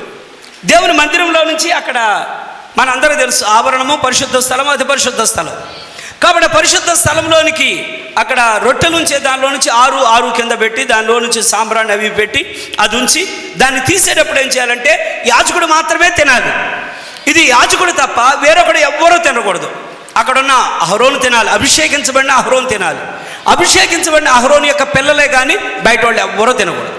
కానీ అలాంటి సమయంలో దావీదు వచ్చేయమంటున్నాడంటే, రావడమే వచ్చి అహీమెలెకుతో ఆ యాజకుడి దగ్గరికి వచ్చి, యాజకుడా ఇక్కడ తినడానికి ఏమన్నా రొట్టెలు ఉన్నాయా అన్నాడు. ఆకలితో ఉన్నాడు. ఒక ఆకలితో ఉన్నాడు దొంగతనం చేయగలడంట. ఒక ఆకలితో ఉన్న వ్యక్తి ఏ తప్పిదమనే చేయగలడంట. ఏదైనా చేస్తాడంట. ఆకలితో ఉన్నప్పుడు గబుక్కరి వెళ్ళి ఏదో ఒకటి లాక్కొని చేయడం. కానీ ఇక్కడ దావీదు వచ్చి అడుగుతున్నాడు యాజకుడి దగ్గరికి వచ్చి, నాకు ఆకలిగా ఉంది, ఏమన్నా రొట్టెలు ఉన్నాయా అన్నాడు. అనేప్పటికీ లేదు, సామాన్యమైన రొట్టెలు మా దగ్గర లేవు. ఇక్కడ యాజకులు మాత్రమే తినే రొట్టెలు ఉన్నాయి. అయితే యాజకుడితో దావీదు ఏమన్నాడంటే, అయితేనే యాజకులు తినే రొట్టె అయితేనేమి, అతను అభిషేకించబడ్డవాడు, యాజకుడు తినే రొట్టె అయితేనేమి, మేమున్నది కూడా దేవుడి పని మీదే కదా, కాబట్టి మేమున్నది దేవుడి పని మీదే కాబట్టి మేము తింటే తప్పేంటన్నాడు. అనేప్పటికీ సరే తీసేసిన రొట్టెలు ఉన్నాయి, అవి మీకు ఇస్తాను ఆగండి అని లోపలికి వెళ్ళి అహిమేలెకు ఏం చేస్తున్నాడే, తీసేసిన రొట్టెలు తీసుకొచ్చి ఆ రొట్టెలు ఇచ్చి దానిలో దావీదుకి ఇస్తే దావీదు తిని వాళ్ళ పని వాళ్ళకు కూడా ఇచ్చి తినేశారు. ఇప్పుడు యేసుప్రభు ఏమంటున్నారంటే, అక్కడ దావీదు రొట్టెలు తిన్నాడు కదా, మరి అది ధర్మశాస్త్ర ప్రకారం చెయ్యకూడని పని అయినా అలా చేసిన కదా, మరి దేవుడు దాన్ని ఏమీ అనలేదు కదా, మరి మీరెందుకని మీరు ఇలా మాట్లాడతారు, వాక్యం చదవటం లేదా? ఇలాగ అనడానికి గల కారణం ఏమంటే, ప్రవక్త చాలాసార్లు అన్నమాట, నువ్వు ఆరాధనా స్థలంలోనికి వచ్చినప్పుడు బైబిల్లో తప్పులు పట్టుకోవాలనుకుంటే నీకు తప్పులు దొరుకుతాయి అంట. దేవుడు నాతో మాట్లాడాలనుకుంటే దేవుడు నీతో మాట్లాడతాడు. దేవుడు నన్ను స్వస్థపరచాలంటే దేవుడు స్వస్థపరుస్తాడు. అంటే నువ్వు ఏ కోరికతో వస్తే ఆ కోరిక తీరుస్తాడు. అలాగా ఇప్పుడు శిష్యులు ఏం చేస్తున్నారంటే వాళ్ళు చర్చికి వెళ్తున్నారు. యేసు ప్రభుతో పరిచర్య చేస్తానే వాళ్ళు సమాజ మందిరంలోకి వెళ్తున్నారు. వెళ్ళే టైంలో వాళ్ళు కూర్చొని భోజనం చేయాలి, లేకపోతే ఉదయకాలపు అల్పాహారం తినాలి. ఈ ఉదయకాలపు అల్పాహారం తినడానికి కూడా టైం లేదు. మనం తర్వాత తిందాంలే, ముందు ఆరాధన స్థలానికి వెళ్ళిపోతాం పదండి అని యేసు ప్రభు ఉన్న ఈ 12 మందిని తీసుకొని వెళ్ళిపోతున్నారు. ఎప్పుడైతే ఈ 12 మందిని తీసుకొని ఆ చేలల్లో పడి ఇలాగ వెళ్ళిపోతున్నారో వాళ్ళకి తెలుసు ధర్మశాస్త్ర ప్రకారం ఎవరైనా చేల్లో నుంచి, అంటే మన ప్రకారం ఏంటంటే ఎక్కడైనా ఒక జాంకాయ తోట ఉంది, ఎక్కడైనా మామిడి తోట ఉంది, మనం ఎగిరి ఆ మామిడికాయ కానీ ఆ జాంకాయ కానీ తింటే దొంగతనం. మామిడికాయలు బండి వెళ్తుంటే మామిడికాయలు లాక్కోడు, చెరుకులు బండ్లు వెళ్తా ఉంటే చెరుకులు లాక్కోడు, ఇది దొంగతనం. కానీ ధర్మశాస్త్ర ప్రకారం ఏమంటే ఒక చేనులో పడి వెళ్ళేటప్పుడు నువ్వు కత్తి తీసుకొని కొయ్యకూడదు. నువ్వు కత్తితో కొయ్యకూడదు, కానీ అక్కడ నువ్వు వెళతా కంకులు ఏమన్నా ఉంటే దాన్ని ఇలా తీసుకొని ఈ చేతిలో పెట్టుకొని ఆకలి తీర్చుకోవడానికి తినవచ్చు. కత్తి తీసుకొని కొయ్యకూడదు, సంచిలో వేయకూడదు, నువ్వు అక్కడికక్కడే తినేయాలి. కాబట్టి ఇప్పుడు ఈ శిష్యులు ఏం చేస్తున్నారంటే దాన్ని ముందు ఆరాధనకి వెళ్ళాలి, ఆరాధనకి వెళ్ళిపోవాలని వెళతా చేనులో వెళతా వీళ్ళు తీసుకొని ఇలాగా నలుపుకొని వీళ్ళు తింటా వెళ్తూ ఉంటే వెంటనే శాస్త్రులు పరిశీలి వచ్చి, యేసు బోధకుడా, నీకేం అర్థం కావడం లేదా? నీ శిష్యులు ఏం చేస్తున్నారు? విశ్రాంతి రోజున, అంటే ఏ పని చేయకూడని రోజున మీ శిష్యులు అలా తింటా వెళ్తున్నారు, నీకేం తప్పుగా అనిపించలేదా అనేప్పటికీ, ఎందుకంటే వాక్యం నెరవేరు. అందుకని ఆయన ఏమంటారంటే యాజకులు తప్ప మరెవ్వరు తినని రొట్టెనే దావీదు తింటే ధర్మశాస్త్ర ప్రకారం అక్కడ తప్పుగా ఎంచబడలేదు కదా, మరి వాక్యానుసారమైన ఈ పని చేసినప్పుడు మీరు ఎందుకు తప్పులు పట్టుకుంటున్నారు? పెద్దల పారంపర్యాచార ఆచారాలు పట్టుకొని మీరు వేలాడుతున్నారు. వాళ్ళు కాని పని ఏం చేశారు? వాళ్ళ ఆరాధనకు వెళుతున్నారు, 2 గింజలు తీసుకొని నమిలి తిన్నారు. కాబట్టి తీర్పు తీర్చేటప్పుడు న్యాయంగా తీర్పులు తెచ్చండి, ఎలా పడితే అలా తీర్పులు తెచ్చొద్దు. వాళ్ళతో చెప్తున్నాడు ఆయన, న్యాయంగా తీర్పులు తెచ్చండి. అందుకని అక్కడ ఏమంటారంటే దావీదుని అక్కడ తిరస్కరించబడిన దావీదు, ఇక్కడ యేసు ప్రభు తిరస్కరించబడిన రక్షకుడు, తిరస్కరించబడిన రాజు, తిరస్కరించబడిన వైద్యుడు, తిరస్కరించబడిన ప్రభు, తిరస్కరించబడిన బలి అర్పణ అంట. ఆయన ఇక్కడ తిరస్కరించారు. దావీదుని ఎక్కడ వాళ్ళు ఎలాగా సౌలు ప్రజలు సైనికులు తిరస్కరించారో ఇక్కడ యేసును కూడా అలాగే ఈరోజు కూడా వాళ్ళు తిరస్కరిస్తున్నారు. కానీ దేవుడు ఏమంటున్నారంటే దావీదు నా హృదయానుసారం, దావీదు నా హృదయానుసారం. ఎవరు తిరస్కరించినా సరే దావీదు నా హృదయానుసారం. ఎందుకంటే అతను పశ్చాత్తాపడే వ్యక్తి, అదే కాకుండా దీనుడైనటువంటి వ్యక్తి. దేవుడు సహాయపడు కాక నేను వాక్యాన్ని ముగిస్తున్నాను, టైం అయిపోయింది. ఎందుకంటే దీనిలో నుంచి ముఖ్యమైన వాటినే నేను కదిలించాలనుకుంటున్నాను, కానీ టైం చూస్తే కరెక్ట్గా అయ్యేది. ఇక నేను పొడిగించను. ప్రభు చిత్తమైతే కమ్యూనిలోకి వెళ్ళేద్దాం. ప్రభురాత్రి భోజనంలోంచి దీని అసలైన మూలంలోకి దేవుడు అనుకూల పరిస్థితి కనుక ప్రభురాత్రి భోజనంలో వెళ్దాం. ఎందుకంటే ఇక్కడ కొంచెం కాలాలు ఉన్నాయి, అభిషేకాలు ఉన్నాయి, దాని యొక్క ముడిపడిపోయిన కార్యాలు ఉన్నాయి. ఎంతమందికి ఇప్పుడు వరకు అర్థమైంది? మనకేం కావాలి? ఒక మంచి సాక్ష్యం, ఒక మంచి సాక్ష్యం. దావీదు దేవుడికి విధేయుడే, తండ్రికి విధేయుడే, రాజు కూడా విధేయుడే. ఇప్పుడు మంచి సాక్ష్యం ఉందా లేదా? ప్రజల దగ్గర ఉందా లేదా?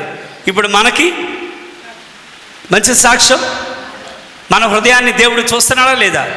మన హృదయాన్ని గురించి ఎవ్వరూ సాక్ష్యం ఇవ్వాల్సిన పని లేదు. మరి దేవుడు ఆయన కృప చూపించి మరి రేపటి దినమన్న పునరుద్ధాన దినాన్న ఆరాధనలోను దేవుడు సహాయపడుగాక. అందరం లేచి నిలబడతాం. ప్రాణమా నీకే వందనం, నా స్నేహమా నీకే స్తోత్రము.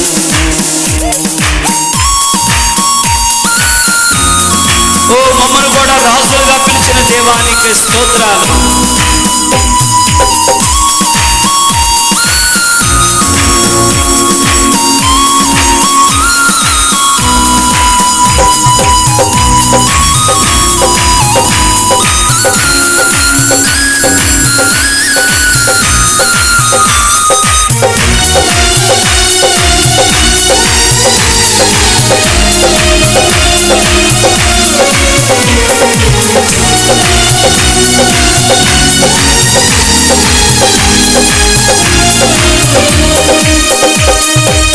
మహిమ కలిగిన లోకంలో నీవే రారాజువు,